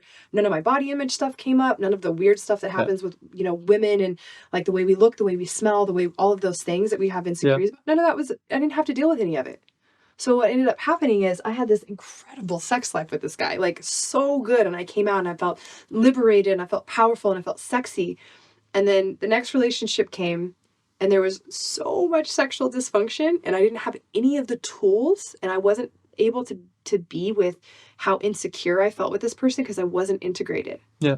So that was kind of where, I had one of those patterns. This was years ago. This was like over 4 years ago that I really started to realize this. And then, in kind of like my most recent relationship, I just also realized how many things I was compromising that I needed sexually for safety, for physical safety of my body and to feel regulated, and that my partner just wasn't available for that. And I kept eroticizing this future moment where he would finally be available. And what I didn't want to happen, which is why I went celibate, was to just take all those projections that I hadn't had time to fully process. And the mirror of my last relationship was like probably one of the dirtiest mirrors I have ever had in a relationship. And I got like, it cleaned so much out of me once we broke up, because I was able to claim things that I never knew I needed to claim in other relationships. Like it was such a gift in that way. And I also knew, I hadn't really been single. Like I had gone through seasons where I was like single, but it was like I did an open relationship dance, which was kind of like, I did that. How was that? It was, a really great way for me to hide being all of myself with one person. That's my worst nightmare. Yeah, it is, of course. Yeah. Well, which is why there's an argument to do it, because it's like some egoistic. But I would really struggle. Yeah, I mean, like, don't be sadistic, right? Like, if it's so for me, this was my open, because I want to say this. I had a mentor that was in an open relationship, and I was in his mastermind, and it was like real big, and it was real hot and flashy, and I was very drawn to it. But it was a great way for me to hide my abandonment wound. It was like, here's all these successful, hot men, and two of them were sex addicts. So it was like perfect, because they were obsessed with me. They wanted me all the time. And then I was dating a guy who wasn't being physically affectionate with me. He wasn't dating anyone else either. Wow. So I had everything. It was like that. It was like that same the ego manifest. Yes, it was like the high of the ego where you have everything and you're at the top and you're just like, wow, look at me. And then, the fall from grace like that is like, it's one hell of a fall. And so one of the things I started to notice was this huge pendulum uphill ego battle that I was in, where then I would very quickly after that it's like feast and famine patterns, which I have a lot of those patterns historically in my life, with money, with men, with happiness, like severe depression, and then like seasons of just like ecstatic bliss, and not a lot of homeostasis and balance in between, and not a lot of like authority to navigate in between, and like stop the pendulum kind of somewhere in the middle and coast, which is like that spaciousness. My nervous system's like whee! All the time. So the open relationship thing for me was me really learning, and I don't diss open relationship. I've danced with the idea of doing it in a much more conscious way, and I don't know that I need an open relationship in order to have open dialogue, open communication, all the gifts that come from open relationship, which is really just open relationship is a mirror. And if you're in it with the wrong person, it's a dirty fucking mirror, and it can traumatize you. And if it's a really clean dynamic, it can probably change your whole life. Like nothing is right or wrong. It's all how you relate. Yeah. But the celibacy thing for me is me really claiming the spaciousness, because celibacy wasn't about me not trusting other people. It was about me not trusting myself, not trusting that I wasn't going to fall right back into another dynamic, and feeling like, oh, like that makes me feel sad that I feel like I can't trust myself to not end up in another relationship with a guy who wants me to be mommy, and I'm playing out mommy, and then it's killing polarity, and it's killing our sex life, and then I'm having to deal with all my insecurities, and then I pendulum swing into a relationship with a man who's obsessed with me, and like, no, I don't have to deal with it anymore, and then I get sick of that person because there's no charge in that relationship, and then it's back to the next thing, right? Within separating from things that don't serve us, like taking a chance to be celibate or sober from psychedelics, whatever it may be, at what point do you feel like you're ready? When does it come to that point? Because for me, it's like, sure, take the time away to be with the triggers, to be with the mirror, but you're still going to be faced with the fire once the moment comes to some degree. So it's like, wow, Right. What's that point to you where you're like, I can do this. I can be with this, with the actual event itself when it comes. So how do we know when we're ready for that when we separate? Well, so that's what I want to say is that's not separation. That is spaciousness. That's exactly what you're talking about. Separation is being like, I don't want to look at this. So like, I'm just done with this. And then that's what I did with open relationship. I just separated myself in each relationship from the thing that made me insecure. But I wasn't just creating space, so the mirror wasn't still active. I wasn't still relating to that thing in that way where I was able to contemplate and pattern interrupt and all of that. So I just like want to say the spaciousness is the higher state of consciousness where we're able to not need to separate from anything, because separation is this idea that like, if we separate from something, we're safer, or love, we can't be as much in love or whatever. So I just wanted to say that because the whole episode's about that. But can you repeat the question? It was, okay, when you not separate, when you create spaciousness, truly like not away from feeling the thing, but entering the thing, which sex is. That's actually what sex is. But so how do you know in your space when you feel like I'm ready to actually do the thing? When does that moment come, and how do we know it's time? So I'm that's where I'm at right now. And what I foresee myself doing in the process of, maybe making mistakes and having, but having enough spaciousness that mistakes aren't going to make or break me. Like, I no longer believe that if I do that, I could do anything wrong. But for me, it's like taking everything that we've talked about in this episode and really applying it into how I react and how I respond to things. So I've been thinking about, I'm open to dating again. I'm like interested in that. And I'm interested in breaking celibacy if it's with the right person. And I have very clear ideas about how I want my sex life to be. And I'm open to, being in a fluid kind of state of co-creation, but not in a state of compromise. And in that way, like co-creation, like really fluid and open and malleable. And so for me, my baseline is just like making sure I stay regulated. And in that moment, what pattern that I think shows up for a lot of people in sex is like, you've come up against a sticky moment in the moment, and you feel like if you create spaciousness for it, it's going to kill the mood.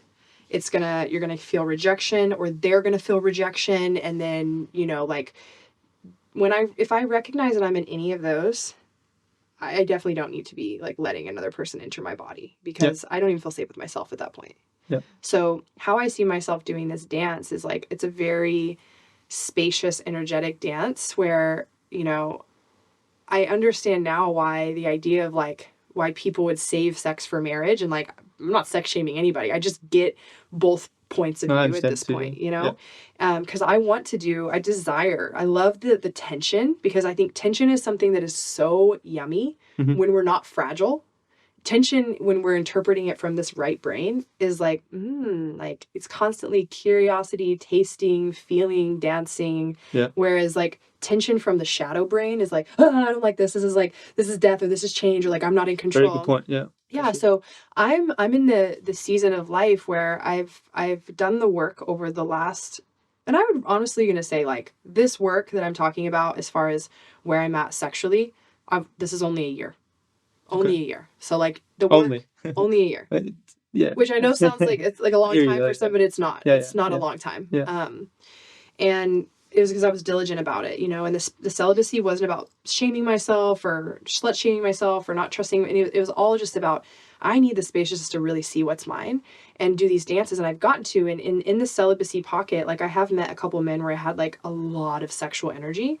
And that for the first time gave me spaciousness to like really reflect on what that was. Like, what was it? And with one person, it was just really solid polarity. Like that person was so deeply integrated in their masculine that I was able to like fully open around them.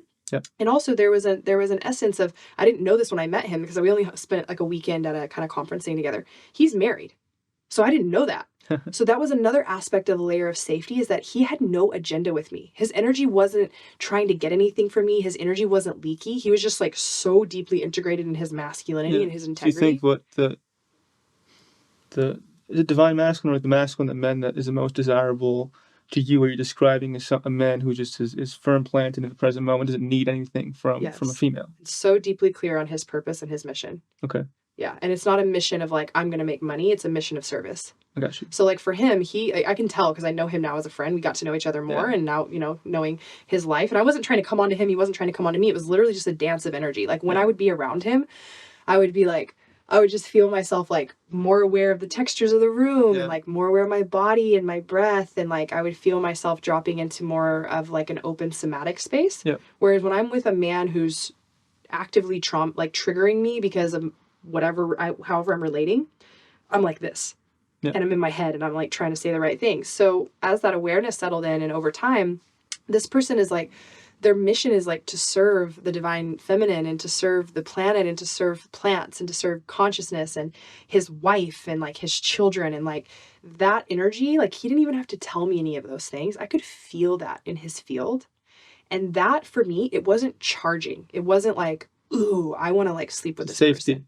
I was like, I want to know this person. Yeah.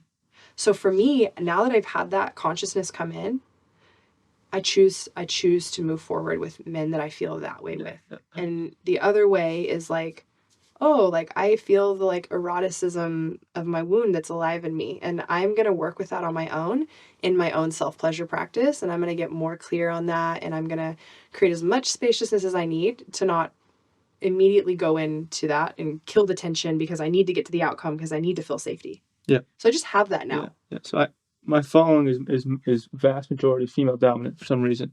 And so I'm sure they're curious about this. What can they do themselves to build themselves up to be ready for that kind of man that they ultimately would desire? What does the feminine have to do to receive that form of the masculine? Mm-hmm. When your nervous system is really regulated, always going back to it, but it's true. It's going to always go back. It's going to always go back to that. Embodiment is the most desirable form of the feminine because it is the feminine that is the most valuable for a man in his purpose. So when you talk about the divine masculine serving consciousness and the planet, and you talk about what supports his mission to serve at the highest, it is a woman who is in her oracle that has capable of no longer needing life to be about her, but she is in service to love. And this person is in service of the collective. Like that's the truest. Yeah. I ended my last relationship because I wasn't getting that. Right. She had resistance to do that. Not for me, but with me. Mm-hmm. It was making me energetically less. I wasn't respecting myself. Mm-hmm. I realized, which is crazy, is that like when she actually let go, all love to her, she's amazing in many ways, but when she let go of someone who is, again, bringing up things in you, such as like not respecting yourself as much, for me was not feeling respect for my mission.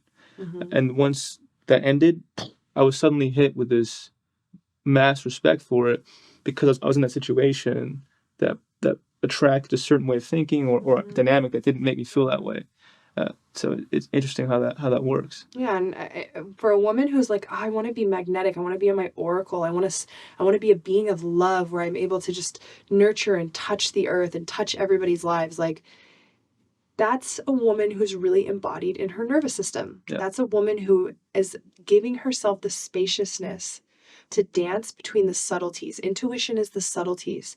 And trauma, when we're in those patterns still, and that's where we react from all the time, and we're never in a state of response, that's trauma versus intuition. So all of this comes back to how regulated you are. So for me, if I was a woman and I could go back and I could create the perfect sequence of things that I would do back to back to back to order to get myself to this place, it would be a lot less messy. But the very first thing I would do is I would invest as many of resources as I have into gaining resources back. Like if you want reciprocity in your life from the masculine, give reciprocity to yourself back. Yeah. You are learning what that means. I would invest my resources into resources that come right back to me. And the thing that comes back to me tenfold, tenfold, tenfold, that creates the most amount of magic in my life is a regulated nervous system, a relationship to breath, because breath is the greatest metaphor for consciousness and life as in and of itself. I would learn about the nature of consciousness through the lens of my own unique experiences. Yeah. I would become a master of contemplation and pattern interrupt. And I would give myself as much time to make mistakes as possible and recognize when I'm in patterns of thinking that I only have so much time. That's the shadow. The shadow is on a race against the clock of time. It's so terrified of death, right? Yeah, I think what you're describing here is both divine polarities not needing the other to some degree, is the divine masculine not needing the feminine to feel at his power, and the divine feminine having been given herself so much and be able to be embodied so much by herself that she doesn't need this and that, like non-needing each other creates that. And the shadow charge. feminine is naturally going to want a man to abandon his mission for her. Yeah. Because she's not available to defend herself. She's not available to rescue herself, right? So she's waiting for the masculine to rescue her. And the only way he can do that is if he abandons himself. If she's rescuing herself every day and he's rescued himself every day, their mission is so strong, because now it's like it's all in the heart of service. It's all in the heart of love. Yeah. For each. For the man, does that mean learning how to give himself a healthy feminine? And for the woman, does that mean learning how to give herself a healthy masculine? Is that a key part of the equation? Yeah, I think, like I said, the part of, where we see a lot of like imbalances, where you've got, and they're not separate. So it's not like nobody is masculine or feminine. It's more about like you embody the most integrated wholeness that you can within your own system. Well said, yeah. That's really malleable, meaning that like when I'm by myself, my masculine is like constantly showing up for my feminine, because my feminine is in its fullest expression of needs, and there's not a lot of resistance around that. And I find myself in pockets of that, and it's like fucking awesome. My manifestation power is so strong. And then like this week I've been super, super contracted, where I'm not really sure how to show up for myself, and that's okay. I'm just creating this spaciousness for it. But when you have somebody, the woman who she's very integrated in her oracle and her magnetism and all these things. And she's also recognized at this point, she's not waiting for anyone to rescue her. She's rescued herself, but she's open. If somebody were to come in, she's open and available for the type of leadership that she is giving herself, because she would prefer to stay in the polarity of more of that openness. And so her desire, her preference is to have somebody to be like that provider. If you need a provider because you can't provide for yourself, then you're going to find yourself in codependency, not co-creation.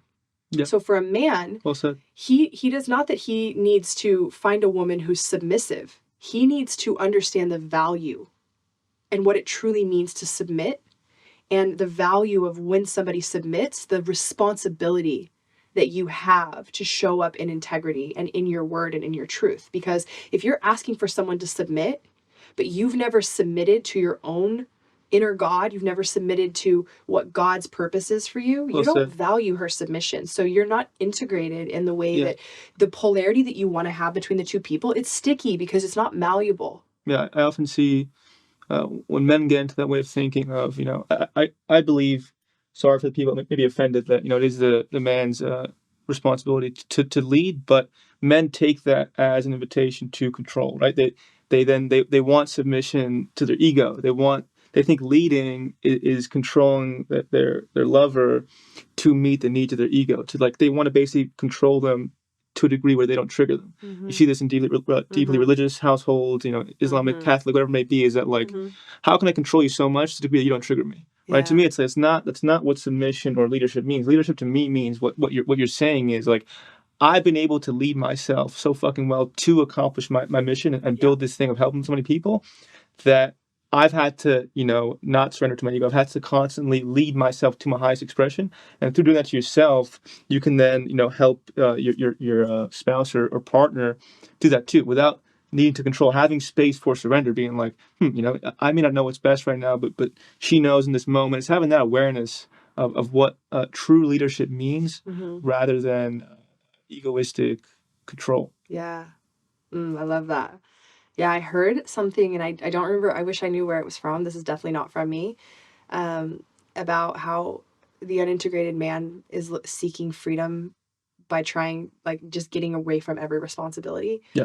But true freedom lies in a man's responsibility, in his ability to choose to feel free with what he is committed to, and that he's made such a like discerning decision to take on that responsibility, that there is freedom in that. It's like, I have choice, and I'm actually in that place with my integration of my masculine right now. I have this 3-bedroom house, and I've got the car, and I've got, every week it's like I'm getting more bills for different things. And I got to this point right when I got back from Hawaii, where I was like, oh, I have all these responsibilities and I don't feel free because I feel burdened by them.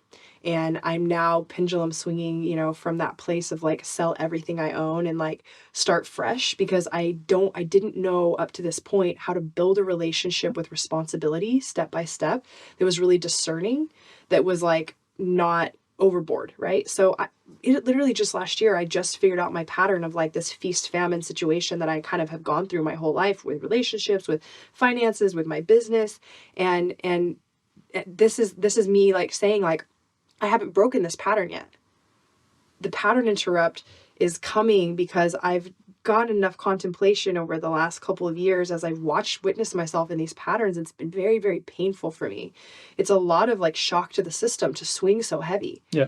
But what I've acquired as far as data and awareness through my contemplation process, and through the spaciousness I've created, is I'm fucking ready for that next pattern interrupt. Every moment that I have an opportunity to spend money, that I have an opportunity to acquire something new, that I have an opportunity to commit to something, I now have the awareness of like, ooh, are you being reactive, or have you created the spaciousness to respond to this? And so for the first time, I'm really sowing the seeds of this next season of my life, where my relationship to my responsibilities is very, very like, it's much, it's just a higher consciousness relationship. And that's something that I desire in a partner. When I get into a partnership, I do desire a provider. Like, I'm happy to provide for myself. And I'm even happier to be with somebody who loves to provide for me, because that's something that makes him feel that he is in his service and his purpose. And he's, sees that the way that I operate and where I feel the most in love with myself is in this kind of patterning that we've created together. And he's like, I want to create this for you and I. Yeah. Like that, being in that level where there's small compromises, but overall there's a lot of alignment.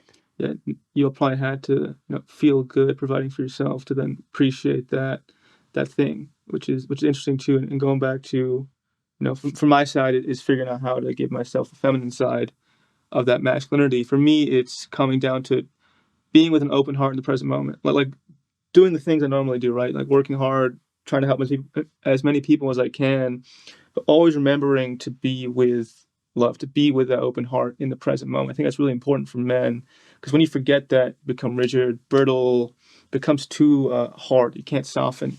So I think for me, it's that the more I keep coming back to an open heart in the present moment and really being rooted in that, then I'm more ready to receive that in you're the future. Appreciative too, right? Yeah. Like that gratitude, like there's like the energy of entitlement really comes from victimhood. It's like, it's this deep rooted fear that you're not capable of creating something. And so you immediately you're like, I have no choice but to believe that somebody else will create it for me.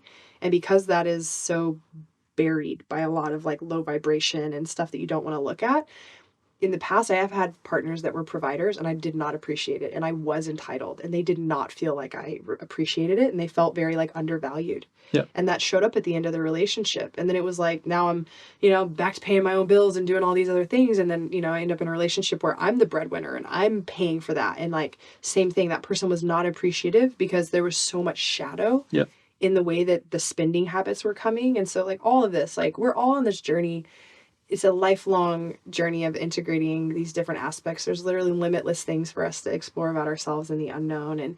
And the goal is not to get to a place where you finally understand everything. It's so that you can, and that's why regulation in that nervous system aspect is always going to be where I come back to, because when you start to relate to life as like life is a grand adventure and I don't need to know what's coming, I feel really trusting of my ability to navigate it. And I love the excitement and the spontaneity. That's when life is like so much fun. And I literally just got to that place this year. Yeah. And like to tell you to be sitting on the other side where sure, there's still like what's coming, but instead of it being like anxious contraction, it's like excited, tingling tension that then actually I have the spaciousness to create into expansion. And that's like very exciting for me. Yeah, it's a good place to stop because it goes back to our initial point. So to summarize the whole conversation, again, if you were to pick up a theme, it's really do create that spaciousness in yourself to surrender to whatever it is you feel like is leading you to your highest expression. Thank you very much for everything. It was an amazing conversation. Yes. You're really about it, which is cool to see. I'm about it. Where can people find you if they're curious about learning more or hear more about what they just listened to? Yeah. So connect with me on Instagram. I write a lot of free content. So if you're just like, I want to consume as much free content as I can, I write content. You can go on there and you can read through tons and tons, hundreds of posts that I've written over the last couple of years. I have a signature course. It's called Illumination, and it is a walk through the unknown, unconscious, dark parts of each person's shadows through neuroanatomy, pattern interrupt, gene keys, learning about the difference between emotions and frequencies and patterning and integration. And that is an incredible course that I have that's available for anyone in the public that wants to purchase that. And then I have women's retreats as well. So for any women, since you said you predominantly have women that follow you and consume your content, my next retreat is in Costa Rica in May. And yeah, you can reach me on Instagram. And if you do go through any of my programs, I have private Telegram chats as well. Cool. Yeah. Well, thank you very much. Ladies, you know what to do. Consumer stuff, it's good stuff. Open yourself up for the retreat potentially. And thank you for listening. Yes. Thank you. Thanks for having me.